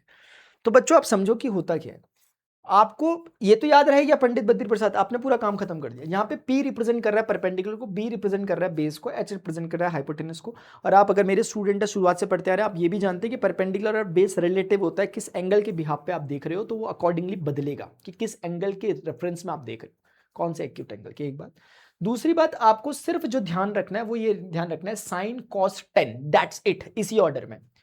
अगर आपने ध्यान रख लिया, सारी की सारी मुसीबतों से आपका पीछा छूट जाएगा जो पीछे चल रही थी, कि याद करना कि cos थीटा कितने बराबर, जैसे मैं यहाँ पे कह रहा था कि भाई cos c बराबर b बाई, कैसे लिख दिया मैंने, ये p बाई h कैसे लिख दिया, p बाई h कैसे लिख दिया, कैसे खेल रहा था मैं यहाँ पर, ये वाले खेल कैसे खेल रहा था, वो इसीलिए खेल पा रहा था क्योंकि मैंने पंडित बद्री प्रसाद हर बोले पढ़ा था। बच्चों अब समझो, जैसे अगर कोई आपसे कहता है साइन थीटा कितना होगा, तो साइन थीटा यहां पर रखा है ना, तो साइन थीटा में देखो, साइन थीटा बराबर p upon h, that's it. कोई आपसे बोलता है कि मास्टर बताइए cos थीटा कितना होगा, आप बोलना cos थीटा कहां पर है, b अपॉन h। कोई आपसे बोलता है टेन थीटा कितना होगा, आप बोलना टेन थीटा कहां पर तीसरे में, p अपॉन b। मैं ज्यादा नहीं बोल रहा, खुद ही पैटर्न समझो क्या है, मैं इसलिए बोल बोल के एक्सप्लेन नहीं कर रहा, लिख ले रहा हूं ताकि तुम्हें देख करके समझ में आए। कुछ चीजें देख करके समझ में आती है, कुछ चीजें सुन के समझ में आती है, देख कर समझने वाली चीज है। ऐसी प्रकार से अगर मैं आपसे कहूं बच्चों इस बार ना कॉसेक थीटा हो गया, तो कॉसेक थीटा में क्या होगा, कॉसेक थीटा यहां है, तो इस बार h के अपॉन में p चला जाएगा, h अपॉन p। इसी प्रकार से यार मैंने कहा अगर कि सेकेंड ऑफ थीटा कितना होगा, तो सेक थीटा यहां है, तो इस बार h के अपॉन में b चला जाएगा। इसी प्रकार बच्चों अगर मैंने कहा कॉटेंजेंट ऑफ थीटा कितना है, तो b के अपॉन में p चला जाएगा, ये होगा, समझ में आ रही। और लगे हाथ, ये भी समझ में आ रहा होगा कि ये दोनों एक दूसरे के रेसिप्रोकल है, इसका ही उल्टा वो है, और यही हमने स्टार्टिंग में भी पढ़ा था, आपको याद होगा हमने स्टार्टिंग में भी जो करामाते की है, रेसिप्रोकल रूल जो मैंने आपको समझाया, कहां गया मैंने लिखा था, ये रेसिप्रोकल रूल, ये भी वही कह रहा था, इसलिए कह रहा था क्लैरिटी आती चली जाएगी आगे जाकर। और आपको भी दिख रहा होगा कि जो आपने देखा साइन थीटा बराबर p by H, cos theta बराबर b by H, tan theta बराबर p बाई b, ये अब याद करने जैसी चीज नहीं हो गई, क्योंकि आपको इसके पीछे का एक हल्का सा लॉजिक पता चल गया। देखो बच्चों ये कोई साइंटिफिक चीज नहीं है, मतलब मेरा कहने का मतलब है या तो फिर याद करते आप, लेकिन बनाने वालों ने एक तरकीब बना दी। ये इस तरह का टेबल अगर हमें समझ में आ गया तो हम खेल खेल जाएंगे। अब हमसे कोई भी पूछते थोड़ी सी प्रैक्टिस का खेल है, कोई बोलेगा सेक थीटा, पहले लिख लिख के करो पंडित बद्री, बाद में आदत हो जाएगी तुम लोगों को। अभी cos थीटा बराबर बेस अपॉन हाइपोटेनस बोलने की आदत हो जाती है बाद में, क्योंकि बार बार दिखता है b बाई एच, बार बार दिखता है b बाई एच। कोई नहीं कह रहा याद रखो p by H, b by H, कोई नहीं कह रहा भाई। पंडित बद्री प्रसाद हर बोले को याद रख लो, साइन कॉस टेन याद रखो, ऑटोमेटिकली नीचे उनके रेसिप्रोकल्स हैं, क्योंकि हम पहले भी समझ चुके हैं साइन का रेसिप्रोकल कोसाइन, कॉस का सिकेंट, टेन का कॉटेंजेंट। तो दो प्रकार के रिलेशन है, एक कॉम्प्लीमेंट्री रिलेशन और एक रेसिप्रोकल रिलेशन। साइन का कॉम्प्लीमेंट्री रिलेशन कोसाइन है, क्योंकि कॉम्प्लीमेंट्री को साइन के आगे को लगा दो, लेकिन साइन का रेसिप्रोकल रिलेशन कोसेक है, क्योंकि वो साइन के नीचे बैठता है, रेसिप्रोकल करता है। ये पिक्चर जैसी ही आएगी तो अपने आप समझ में आ जाएगा रेसिप्रोकल रिलेशन को शो कर रही है।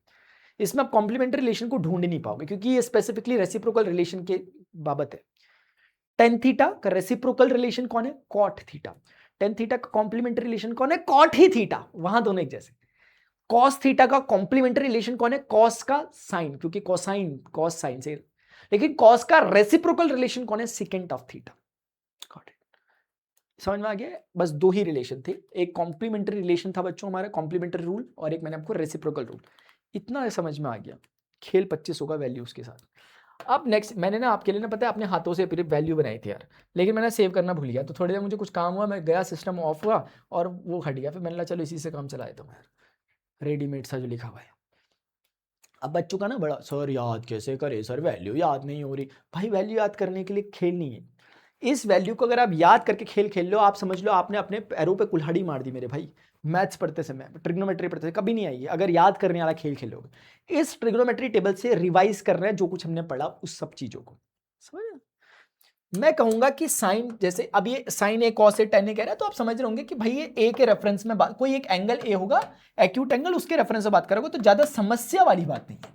अच्छा क्या ये ऐसा लिखा जा सकता है, ये सही लिखा मैंने, ये कदाचित गलत है, आपने खुद बोलना चाहिए, क्योंकि ए पक्का एक्यूट एंगल ही होगा, क्योंकि 90 डिग्री के रेफरेंस में कभी भी साइन कॉस टेन का कोई वजूद नहीं है, हमेशा वो क्या होगा ऐसे, यानी ए पक्का यहां भी हो सकता था, यहां भी कहीं भी हो सकता था, अभी के लिए मैंने इस तरफ ले लिया, आप यहां भी ले सकते थे ए को, क्योंकि कोई भी एक्यूट एंगल हो सकता है, ये ऐसा इसके रेफरेंस में बात कर रहे हैं, समझाने के लिए लिखा, कोई खास मतलब नहीं। लेकिन आप मेरे लिए सिर्फ एक काम करोगे, साइन ये बता रहा है कि साइन 0 डिग्री पर कितना होता है, अगर ये ए 0 डिग्री हो जाए तो कितना होगा, तो ये बोल रहा है 0 होगा। इसका आंसर, इसका मतलब मैं आपसे कहना चाहूंगा मेरे लिए एक काम करो, फिर मैं और बातें बताता हूं। ये वैल्यूज को हमें मेमोरी में रखना है शुरुआत में, इसके लॉजिक्स भी हम समझेंगे कि क्यों होता होगा, बट मैं कहता हूं अगर तुमने सिर्फ 0, हाफ, 1/√2, √3/2 और 1 को ध्यान रख लिया, इसके अलावा आपको कोई लिटरली याद नहीं रखना नीचे तक का। 0, 1/2, 1/√2, √3/2 और 1। टेंशन प्लीज मत लेना, मैथ्स ऐसा खेल नहीं है कि ये याद कर लिया तो आ जाएगी या याद किया तो नहीं आएगी। हमें इसको अपने सामने रख के करना आराम से, कोई दिक्कत नहीं है, वैल्यू आएगी देख के पढ़ लेंगे। मास्टर साइन 30 पूछ रहे, अच्छा देख लेते हैं मास्टर, साइन 30 हाफ है, ठीक है। साइन 60 पूछ रहे, अच्छा मास्टर देख लेते हैं, रुक जाओ, साइन 60 √3/2, कोई दिक्कत नहीं है। उसके बिहाइंड द सीन समझो, लॉजिक्स जो है वो समझ लोगे, वैल्यूज बाय प्रोडक्ट याद होंगी। लेकिन सिर्फ ये सोच लेते हैं कि वैल्यू याद करके या फॉर्मूला याद करके हमें आ जाएगा, नहीं, वो वाला नहीं खेल चल रहा। जो बोल रहा हूं अब वो सुनो, काम की बात। तो sine 0 degree, sine 30 degree, 45 degree, 60 degree, 90 degree, मान लिया मुझे समझ में आता है। अब देखो इजी कैसे हो जाएगा, जो वहां 1 है वो यहां आ गया, जो वहां √3/2 है यहां आ गया, जो यहां था वो यहीं रहा, जो यहां था वो यहां आ गया, जो यहां था वो यहां गया, याद हो गया। अगर आपने पहला वाला याद किया था साइन का, तो कॉस का याद हो गया, क्रिस क्रॉस रिलेशन हुआ, क्रिस क्रॉस रिलेशन हुआ, साइन याद हो गया। साइन था, अगर साइन ध्यान में रखा हमने मेमोरी में, कॉस बनाना कितना आसान था, बिल्कुल आसान था, ठीक। अच्छा बच्चों एक बात ऑब्जर्व करते हैं, ध्यान से देखना, ऑब्जर्वेशन बेस्ड बात है। अगर मैं आपसे कहता हूं कि जो साइन थीटा है और जो कॉस थीटा है, इन दोनों का भाइयों का रेशियो लो। आपने कहा मास्टर साइन थीटा तो P/H है, और ये चलो ऐसे लिख लेता हूं आपके लिए। आपने कहा साइन थीटा तो मास्टर P/H है और कॉस थीटा B/H है। मैंने कहा कैसे, आपने कहा मास्टर ऐसे। यार आप ही ने तो बताया, क्यों भूल जाते हो क्या, थोड़ी देर में भूला हो क्या? नहीं, ये H बच्चों टॉप में जाएगा ना, ऐसा ही होता है कैलकुलेशन, और ये वहां इधर जाएगा, ऐसे ही होता है कैलकुलेशन, चौथा वाला पहले के साथ। तो P टॉप में गया H, और ये H नीचे ऑलरेडी मौजूद था, ये B था। ये दोनों आपस में एक दूसरे को काट लेंगे, क्या बन जाएगा P/B। तो कुछ लोग ना डायरेक्टली ऐसे भी कट कर लेते, बट मुझे लगा कि आप नए नए हो तो ऐसे बताना चाहिए, मैंने ऐसे बताया। मेरे भाई मुझे ध्यान से बताओ, ये P/B कौन है, ऑब्जर्वेशन से देखो। अब P/B कौन है, कोई ट्रिग्नोमेट्रिक रेशियो होता है क्या? क्योंकि इतना तो तय है कि तीन साइडों में किसी भी दो साइड का रेशियो कुछ ना कुछ तो ट्रिग्नोमेट्रिक रेशियो पक्का ही होता है। आप मुझे बताओ साइन ये P/B कौन होता है, तो आपको पता चलेगा P/B P/B P/B P/B 10 P/B कौन हो गया 10। तो बच्चों हमें समझ में आया कि sign theta upon cos theta कितना होता है, 10 थीटा होता है। सुनना ऐसे ही, एक तो समझ में आया, एक तो समझ में आया। एक बच्चों अगर मैं कहता हूं एक काम करो मेरे लाल, cos theta upon sine theta को कर लो। एक बार इसे भी करते हैं, प्रैक्टिस करते हैं, practice practice practice practice. Cos कितना है master B/H, base upon hypotenuse, check कर लो। साइन थीटा कितना है P/H, परपेंडिकुलर हाइपोटेनस, चेक कर लो। मेरे भाई फिर से ये H टॉप में जाएगा, इस बार मैं डायरेक्टली काट रहा हूं, क्या आपको समझ में आएगा, B/P बना। और मुझे देख के बताओ B/P कौन है,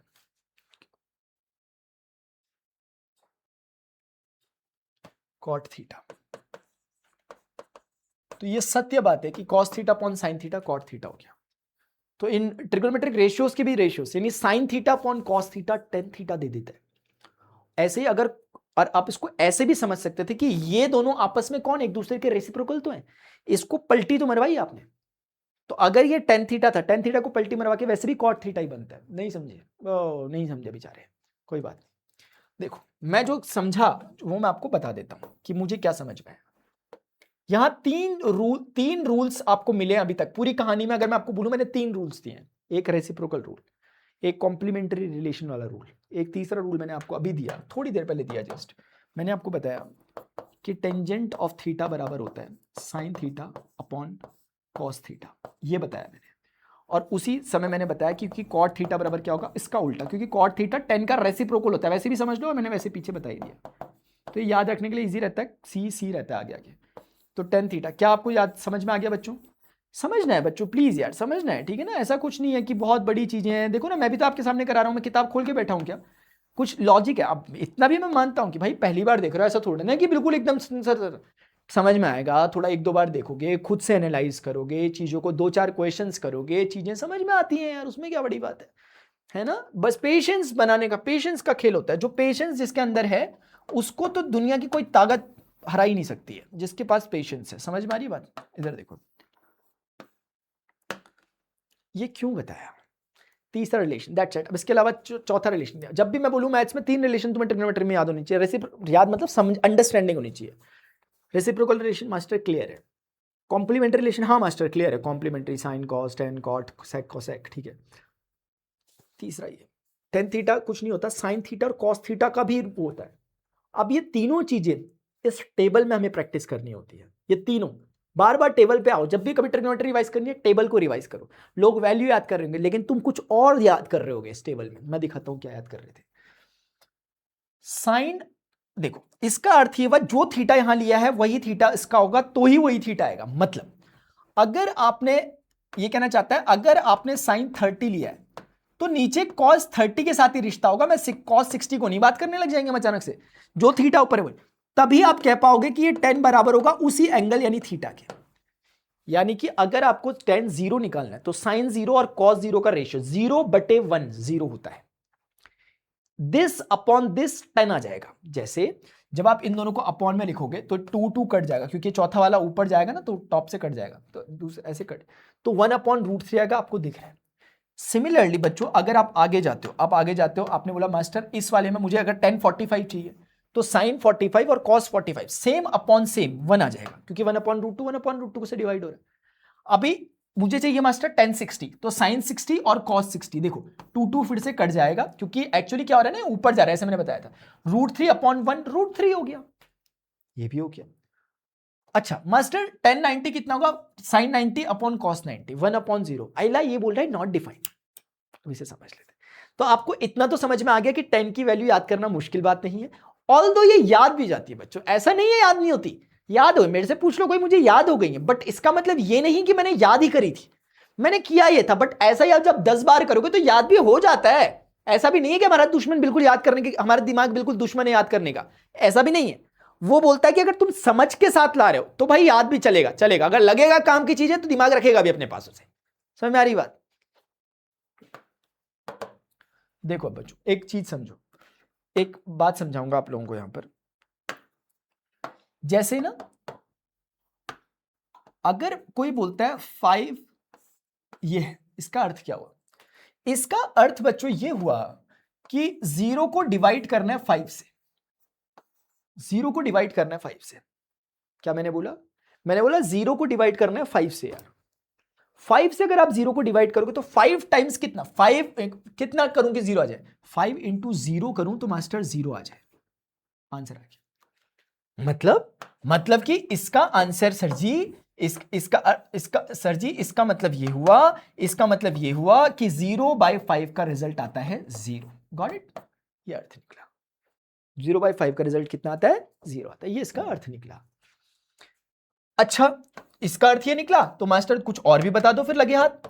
देखो बच्चों अगर 5/0 हो जाता, फर्क क्या है, इसमें 0 ऊपर इसमें 0 नीचे, तो क्या लिखता? इसका अर्थ निकलता 0 से डिवाइड किया 5 को, नीचे वाला जो होता है उससे डिवाइड करते हैं ना यार हमेशा, जैसे यहां 5 से डिवाइड कर रहे थे, यहां 0 से। अब मुझे बताओ 0 इंटू कितना करूं कि 5 आए, बताओ। 0 1 जार 0 1 जार 0 होता है मास्टर? नहीं, 0 2 जार 0 3 जार 0 4 जार। बच्चों आप यहां पर कुछ भी लिखते रहो, हमेशा यहां पे 0 ही रहेगा। तो इसका अर्थ क्या हुआ? इसका अर्थ ये निकला कि 5/0 हमारे पास अनडिफाइंड हो गया। अनडिफाइंड क्यों कह रहा हूं मैं इसको? अनडिफाइंड इसलिए कह रहा हूं कि आप यहां 1 रखोगे तो 2 नाराज हो जाएगा, बोलेगा भाई 1 जो इफेक्ट दे रहा है वही तो मैं भी दे रहा हूं, 2 बोलेगा मैं भी तो दे रहा हूं, 3 बोलेगा मैं भी तो वही इफेक्ट दे रहा हूं। अगर 0 को 1 से मल्टीप्लाई करके 0 आता है तो 2 बोलेगा भाई मेरे से कर ले, मेरे पे भी 0 आ जाएगा।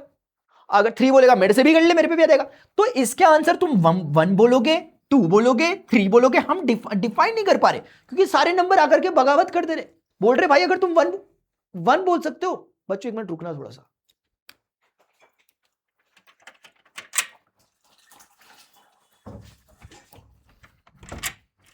एक्चुअली क्या है ना, चढ़ फड़फड़ होती है ना, तो देखना पड़ता है क्योंकि स्टूडियो में कोई होता नहीं पूरे ऑफिस में, मैं थोड़ा जल्दी आ जाता हूँ, कहीं कुछ शॉर्ट सर्किट ऐसी चीज़ें देखनी पड़ती है भाई, खुद को ही देखनी पड़ती है।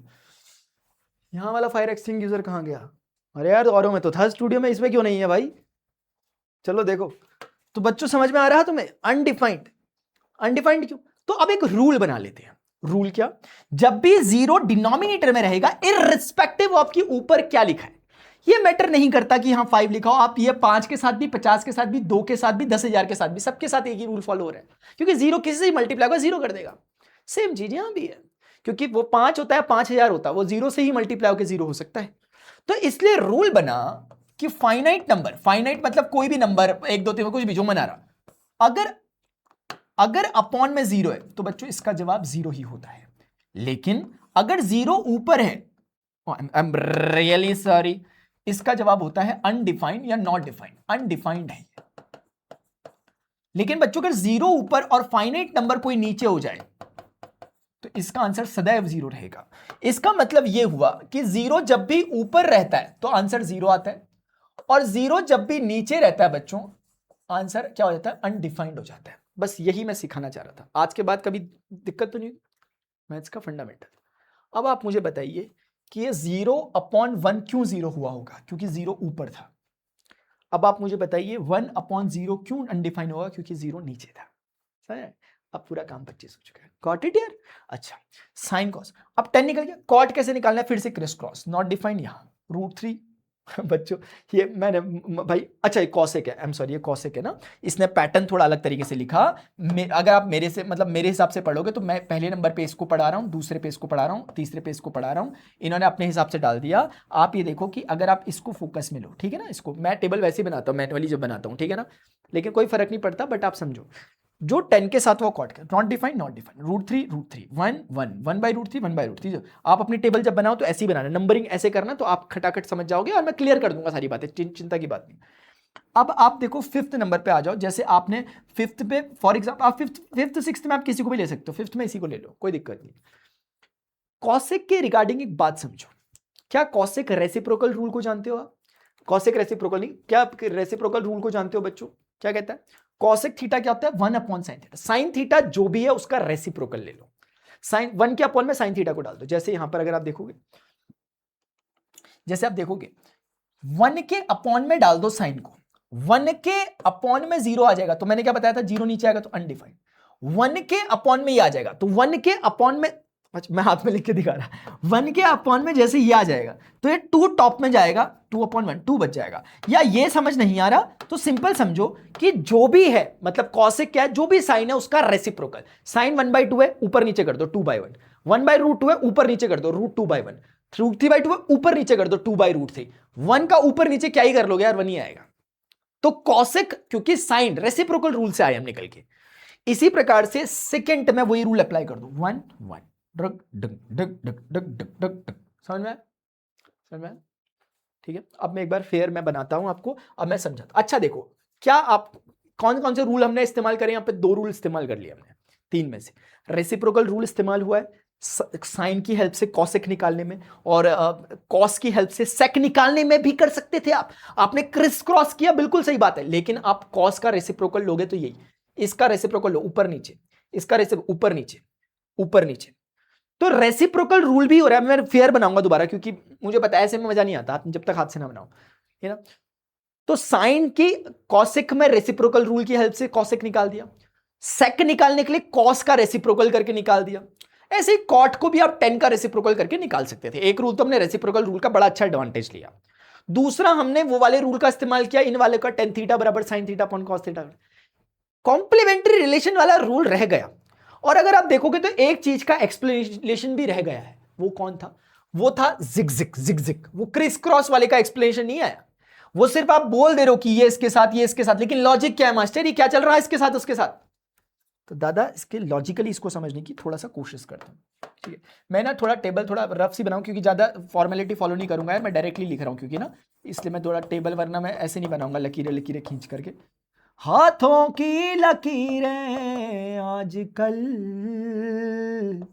ले रही हैं करवटें, हो मेरी जिंदगी में तुम हो आ रहे, सुन रहा हूँ आहटे हैं तेरे तेरे बालों का मैं, तेरे गालों का मैं कलर सुनिए,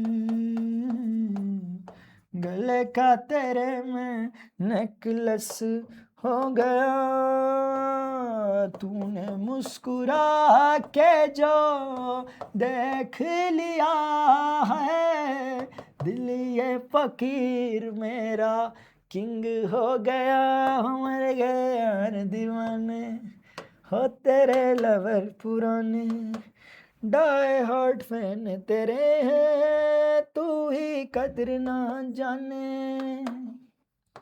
किसके लवर पुराने? मैथमेटिक्स के। समझो बच्चों, लॉजिकली समझ रहे हो तुम मैं कैसे कर रहा हूं?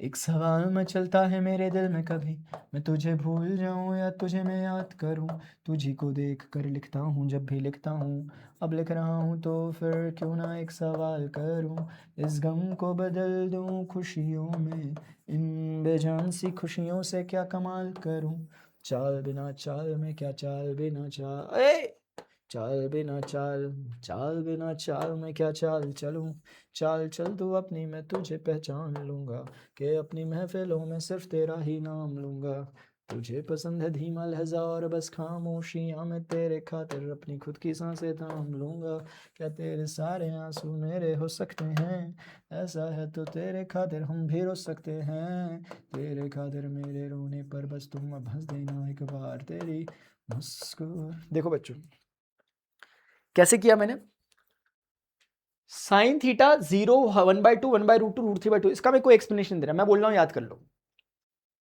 समझना ठीक है। कॉस थीटा में मैं एक काम कर रहा हूं, मैं कह रहा हूं जो वो है ये वो जो, अब तुम बोलोगे यार मास्टर तो आपने पहले भी कहा था, बेटे लॉजिक समझो इसका, ये पहले ही बता चुका था तुम्हें, तो समझने वाले बच्चे समझेंगे तो मुझे जरूर बताना कि मास्टर मैं तो पहले ही समझ गया था ये सब बातें, तो आज से भी आप तो बहुत लेट समझ रहे, मैं तो पहले ही समझ गया था, बोल दिया मेरे भाई, मुझे ही बोल दिया। चल इधर देखो, मुझे वह बताओ साइन जो 30 है वो कॉस में किसके बराबर होगा, और जो साइन 45 है वो कॉस में किसके बराबर होगा, जो साइन 60 है वो कॉस में किसके बराबर होना चाहिए, और जो साइन 90 है वो कॉस में किसके बराबर होना चाहिए। क्या हमने कॉम्प्लीमेंट्री रूल पढ़ा था? अब मैं पीछे नहीं ले जाऊंगा।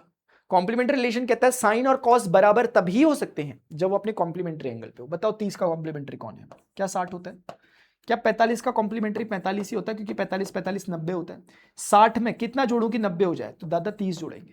60 में 90 में कितना जोड़ू कि 90 हो जाए? 0 जोड़ेंगे।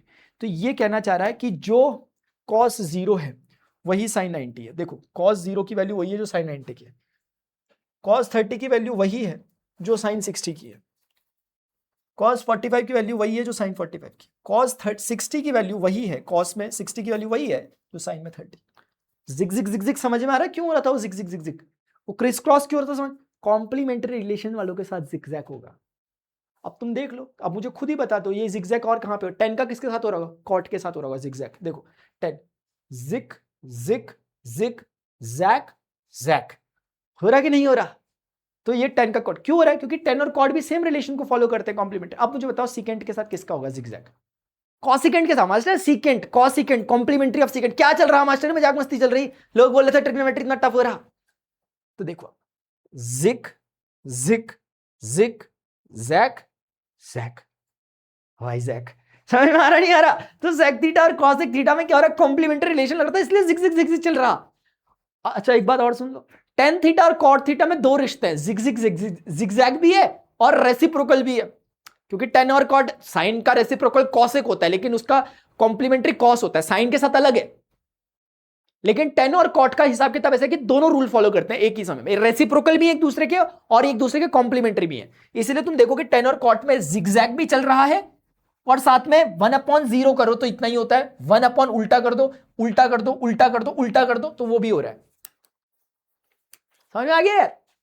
समझ में आ गया, ठीक है। तो अब क्लियरिटी के साथ समझ में आ रहा होगा, ये बड़ी इंपॉर्टेंट बात होती है बच्चों। अब बताओ ये इसलिए टेबल इंपॉर्टेंट है। अब जब बच्चा कहता है ना मास्टर वैल्यू याद नहीं रही, सोचो मुझे दिल पे कितना बुरा लगता होगा मुझे उस समय जब वो ऐसा कहता है वैल्यू याद नहीं रही। समझ जाता हूं मैं कि क्या पढ़ रहा है ये ट्रिग्नोमेट्री में, जब कह रहा वैल्यू याद नहीं रही। भाई वैल्यू याद, चल ना यार बात नहीं कर रहा मैं से, हाँ ना चल हटा समझ गई बेटा। अब एक बात छोटी सी और सुन लो जाते जाते, अगर आप थोड़ा सा ना ऑब्जर्व करोगे ना बच्चों तो ये एक बहुत प्यारी बात कहता है। अभी हम ना फिजिक्स पढ़ रहे थे, आपको याद है आपने एक क्वेश्चन पढ़ा था मेरे साथ जब मैं आपको work energy and simple machines का वन शॉट करा रहा था, उसमें क्वेश्चन था, याद है आप लोगों को क्या क्वेश्चन था? वो क्वेश्चन ऐसा कुछ था, तुम लोगों को याद भी तो नहीं रहता, एक चक्करबाजी ये भी तो है। एक रोड थी, एक ट्रक था, वो यहाँ से चलना स्टार्ट कर रहा था, कुछ एक सर्टेन वेलोसिटी थी, मुझे नहीं पता भी कितनी थी, बट कुछ थी, कुछ वेलोसिटी से आ रहा था बहुत तेजी से, ब्रेक फेल हो चुके थे, तो एक रैंप लगाया गया था ताकि आगे रोक दे, फ्रिक्शन रखा गया था, रेत बजरी डाली गई थी, वो 50,000 न्यूटन का फोर्स उसमें अपोजिट डायरेक्शन में मार रही थी, याद आ रहा होगा। उससे बात कर रहा हूँ जिसने पढ़ा work energy and simple machines में, जब मैंने वन शॉट पे कराया था। उसमें ना मैंने इसको, तुम्हें याद होगा, इसे एस माना था इस डिस्टेंस को कि इतने में रुक जाता है। तो उसने हमें एक बहुत प्यारी बात वहां पे कही थी। वो कुछ कह रहा था, वो कह रहा था कि इतने में इतना, आप जाकर क्वेश्चन को देखना, वो कह रहा था कि उसने हमें यहां पे बताया था कि ये 30 डिग्री है। देखना ध्यान से, प्लीज देखना, दिस इज योर रिस्पॉन्सिबिलिटी, आप देखोगे, ठीक है। उसने एक बात हमें कही थी, जो बात मुझे एग्जैक्टली याद नहीं, लेकिन उसका सार मुझे याद है। वो कहता था कि भाई वो ना जितना दूरी चलता है ना आगे को, उसका आधा करोगे तो उतनी हाइट वो गेन कर रहा होता है। उसने उसको इतना सरल नहीं कहा था, उसने उसको कुछ एक लैंग्वेज में कहा था कि इतना सेंटीमीटर में इतना होता है। जैसे फॉर एग्जांपल वो कह रहा था कि 6 सेंटीमीटर, अगर फॉर एग्जांपल वो कह रहा था कि अगर 6 मीटर तुम ऊपर चढ़ते हो, ऐसे करके 6 मीटर चढ़ते हो, तो तुम्हें वर्टिकली जो हाइट मिलती है उसके अनुसार 3 मीटर मिलती थी, ये वर्टिकल हाइट। मैं इस डेटा के उसमें नहीं हूं, लेकिन इसका एजेंस बिल्कुल वही है। मतलब वो कहता है कि अगर आप अलोंग उस रैंप में, अगर आप सीधी दूरी 6 मीटर की तय कर रहे होते हो, तो आप वर्टिकली 3 मीटर ऊपर जा चुके होते हो। तो फिर मैंने आपको बताया था कि इसका अर्थ ये हुआ कि 1 मीटर तय करने पे इसका मतलब ये होगा कि 3/6, यानी कि एक तरह से इसका मतलब ये होगा कि 1 मीटर अगर हम तय कर रहे हैं सामने, तो आधा मीटर हम वर्टिकली ऊपर जा रहे होंगे। मैंने ऐसा समझाया था कुछ, मैंने कहा था कि अगर 1 मीटर तुम सामने जा रहे हो, उसका मतलब ये निकला कि हाफ तुमने क्या किया, हाइट गेन। तो तुम अगर 1 की जगह s मीटर चल गए, तो अब मुझे खुद बताओ, अगर s मीटर सामने चले हो तो वर्टिकली कितना चले, तो s सा मल्टीप्लाई कर दिया उसका, तो s/2 मीटर। तुम्हें याद होगा हल्का हल्का ऐसा कुछ आया था। और फिर इसी के बिहाफ पे मैंने कहा था कि यहां पर पोटेंशियल एनर्जी mgh कितना है, s/2 गई थी। अब मैं उसकी बाकी बातों पे नहीं जा रहा, मैं सिर्फ इतने पे जा रहा हूं। मैं सिर्फ ये बता रहा हूं, तुम्हें दिखा होगा उस क्वेश्चन में 30 डिग्री का कोई इस्तेमाल नहीं किया था। मैंने बोला भी था कि उसने 30 डिग्री जो दिया वो हायर क्लासेस में कुछ काम आ सकता था तुम्हारे। वो जो इसने इंफॉर्मेशन, ये जो इंफॉर्मेशन उसने हमें यहां पर दी ना, वो इंफॉर्मेशन उसने इसलिए दी क्योंकि उसको पता है कि 9वीं वाले बच्चों ने ट्रिग्नोमेट्री नहीं पढ़ी। उसे क्या पता मास्टर ने एडवांस मैथ्स पढ़ा रहे हैं यहां पर, तो यहां ट्रिग्नोमेट्री पढ़ रहे हैं। ये उसने एक इंफॉर्मेशन हमारे हाथ दी थी। सोचो कि उसने इंफॉर्मेशन हमें ना दी होती, और हम इसको समझने की कोशिश करते हैं, तो आप खेल खेल लेते हैं नेक्स्ट लेवल का। क्योंकि आपने, अगर आपको ये हाइट नहीं पता होती, फिर आपको फिर ये नहीं पता होता कि कितना होगा, बस आपको ये डेटा गिवन था। बहुत नेक्स्ट लेवल का गेम था यहां पे, आपको एंगल पता था। अब सुनना जरा, ये आपने माना है एस, एक तरह से नोन है फिलहाल, ये आपको निकालना है, और ये एंगल गिवन है। ये एप्लीकेशन ऑफ ट्रिग्नोमेट्री का पार्ट है, हल्का सा बता रहा हूं क्योंकि तुम्हारी बुक में ही थी ये चीज, ऐसी बता रहा हूं जो क्यूरियस बच्चा उनके लिए, बाकी रहने देना। मुझे बताओ, ये इसके बिहाफ पे ये परपेंडिकुलर हाइपोटेनस बना कि नहीं बना, इस एंगल के सामने वाला परपेंडिकुलर ऑटोमेटिक। अब मुझे बताओ परपेंडिकुलर और हाइपोटेनस का रिलेशन किस ट्रिग्नोमेट्रिक रेशियो में आता है, परपेंडिकुलर और हाइपोटेनस का किस ट्रिग्नोमेट्रिक रेशियो में आता है, बताओ, साइन में।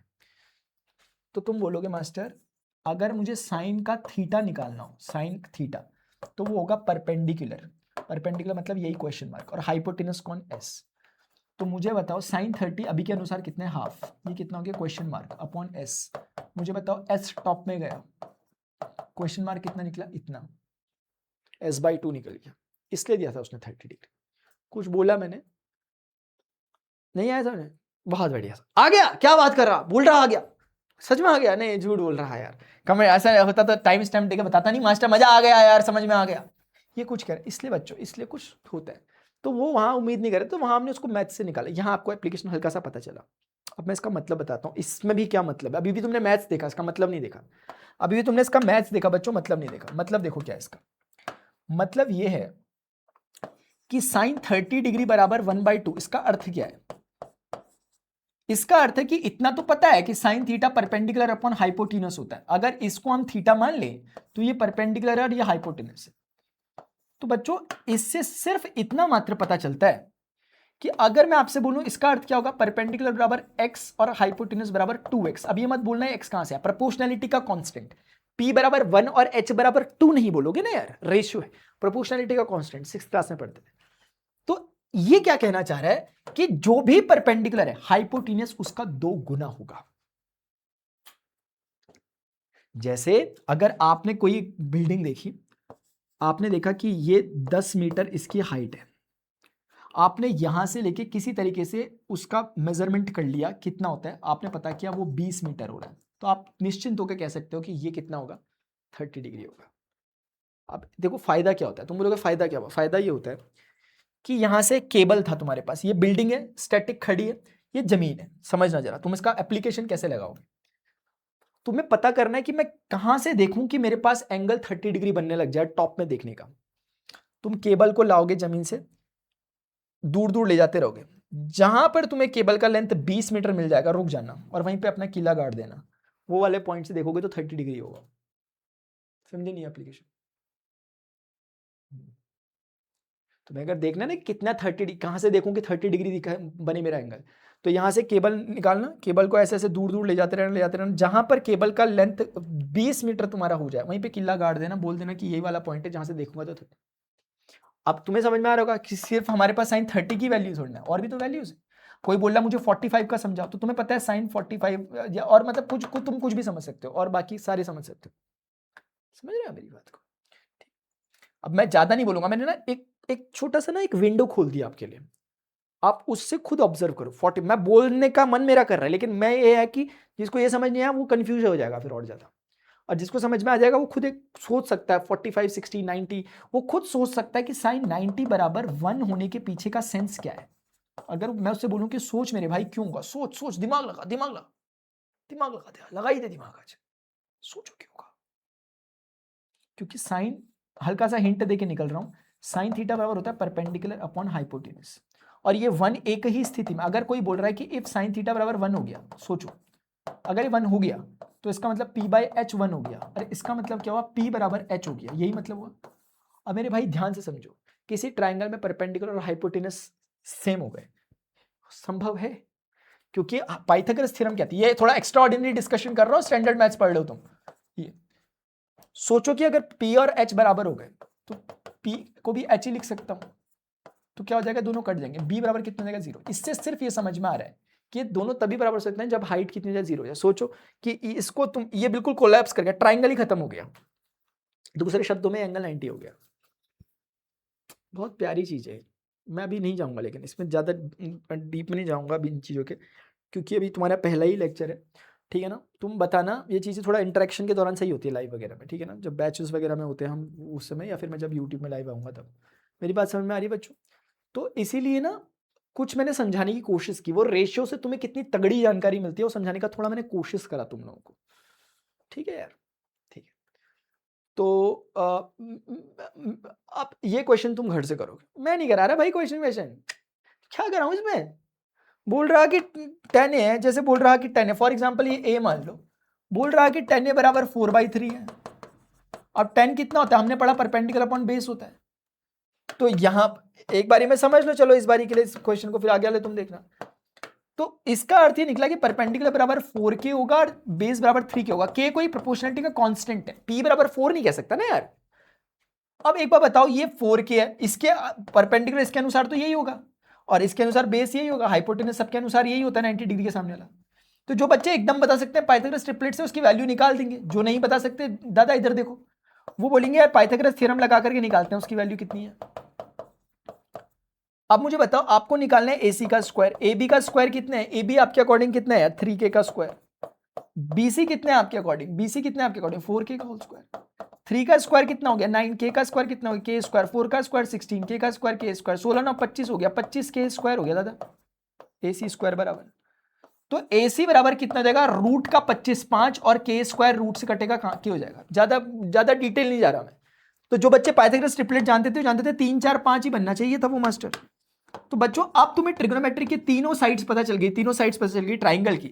अब कुछ भी पूछ ले कोई भी ट्रिग्नोमेट्रिक रेशियो, कोई पूछता है साइन कितना होगा, देखो देखिए एक बार, साइन ए बराबर कितना होगा, परपेंडिकुलर अपन हाइपोटेनस होता है, परपेंडिकुलर 4 था वो 5 था, 4/5 क्योंकि के कट गया। कोई पूछेगा कॉस ए कितना होगा, कॉस ए होता है बेस अपॉन हाइपोटेनस, ये था 3 के और ये था 5 के, कट गया। टेन ए आपको दे ही रखा था, टेन ए वैसे भी कितना होगा इन दोनों का रेशियो 4/3 ही होना चाहिए, उतना ही दे रखा होगा, चेक कर लो। कॉट ए कितना होता है, कॉट ए मैं अब निकालूंगा नहीं, मैं चाहता तो बेस अपन परपेंडिकुलर भी कर सकूंगा, लेकिन मैं क्या करूंगा 10 का रेसिप्रोकल मार दूंगा, वो उतना ही आ रहा होगा, बेस अपन परपेंडिकुलर देख लो। सेक ए बोलेगा, मैं चाहूं तो सेक ए निकाल सकता हूं हाइपोटेनस अपॉन बेस करके, लेकिन मैं नहीं निकालूंगा, मैं कॉस का ही रेसिप्रोकल कर दूंगा 5/3। चेक कर लो, मुझे बोलेगा कॉसेक के निकालो, मुझे पता है भाई कॉसेक के वगैरह अगर मुझे निकालना है तो हाइपोटेनस पर परपेंडिकुलर करना पड़ेगा, यानी कि 5/4, लेकिन मैं नहीं करूंगा, मैं साइन का उल्टा कर दूंगा 5/4। समझे बात को? ठीक है बच्चों, क्वेश्चंस कोई बड़ी बात नहीं होती, जो मैंने की ना वो बातें बड़ी थी। ये देखो, ये क्वेश्चन तुम्हारे नोट करो, नहीं एग्जाम्पल नंबर 2, जो नहीं आएगा मुझे बताना, ये नोट करो, ठीक है ना। Example number 3, example number 4, example number 5, ठीक है, इतना तुमने करना है और मुझे बताना है करके कि कितना तुमसे हो पाए कितने नहीं हो पाए। रेफरेंस कहाँ से पढ़ोगे, सुनो मेरी बात, क्लास 10th की एनसीईआरटी की बुक अरेंज करो कहीं से भी, या ऑनलाइन ncrt.nic.in में जाओ, चैप्टर नंबर 8 उठाओ, उसके क्वेश्चन ट्राई करना चालू करो, ठीक है ना। प्रणव पांडे सर्च करो ट्रिग्नोमेट्री, तुम्हें मिल जाएगा, और जगह क्वेश्चंस वगैरह एक्सरसाइज वगैरह सॉल्यूशंस डाल करके तो तुम्हें वो भी मिल जाएंगे, अगर तुम्हें सॉल्यूशन नहीं करना। अपने एंड से मैंने इसमें कर दिया कवर, ठीक है ना। तो यही होता है, बाकी अथाह होता है ट्रिग्नोमेट्री के क्वेश्चंस, अथाह हैं, कोई था नहीं है इसकी, मतलब आप जितने करोगे उतने मिलते रहेंगे, अब क्वेश्चन की कमी नहीं होती इसमें। नेक्स्ट लेवल पे जाते हैं, प्रूविंग वाले बहुत अच्छे अच्छे टाइप होते हैं, बट जो उसका core principle idea, central idea था बच्चों, डिस्कस कर लिया मैंने। अब कोई बड़ी भारी बातें मैंने डिस्कस नहीं करी। अब कितना परसेंट आपको समझ में आया, नहीं आया, क्या हुआ क्या नहीं हुआ, नीचे कमेंट सेक्शन में जरूर बताना है। सिर्फ इतने ज़्यादा एहसान फरामोश होने की ज़रूरत नहीं है, इतनी कृतज्ञता नहीं होनी चाहिए बच्चों में कि हमने देख भी लिया और हम बता के भी नहीं जा रहे। एटलीस्ट मैं बहुत उम्मीदों से देख रहा होता हूँ तुम्हारे कॉमेंट्स को, पढ़ता हूँ जब मुझे बड़ा अच्छा लगता है। शायद मैं पिछले 10 सालों से पढ़ा रहा हूँ, उसके पीछे का रीज़न ही बच्चों कुछ इस तरीके का है कि बच्चों का मैं वो जो ललक और वो एक स्पार्क दिखाई देता है कि जब उन्हें लगता है, तो मुझे लगता है यार कि मेरे कुछ 2 बातें बोलने से, थोड़ा ज़्यादा एफर्ट डालने से, एनर्जी डालने से किसी को अगर एक अच्छा सा फील हो रहा है, इतना ही बहुत है भाई। अगर उसको समझ में आ रहा है, उसको लगा कि यार मास्टर कुछ आया अच्छा समझ में, तो फील दिया करो, मुझे भी खुशी मिलनी चाहिए थोड़ी सी, मैं भी हकदार हूँ उसका। क्या बोल रहा नहीं हूँ? चल ना, अभी के लिए बच्चों इतना ही। वीडियो को लाइक जरूर करें, मैं आपका वेट करूंगा कमेंट सेक्शन में, हाइप का बटन आता है, हाइप जरूर दें। नेक्स्ट चैप्टर आपको कौन सा पढ़ना है, अर्थमेटिक प्रोग्रेशन पढ़ना है या फिर और दूसरा कोई, या जीपी पढ़ना है, मुझे बताइएगा। अभी के लिए इतना ही, मिलते हैं नेक्स्ट सेशन में। नीचे मैं लिंक दे दूंगा सारे चैप्टर्स का, साइंस वगैरह के साथ कवर करो, क्योंकि बहुत इंपॉर्टेंट चीज़ें हम कर रहे हैं फिजिक्स केमिस्ट्री बायोलॉजी वगैरह में, उनको भी कवर करो। Till then good bye, see you, take care, जय हिंद, बाय, लव यू ऑल।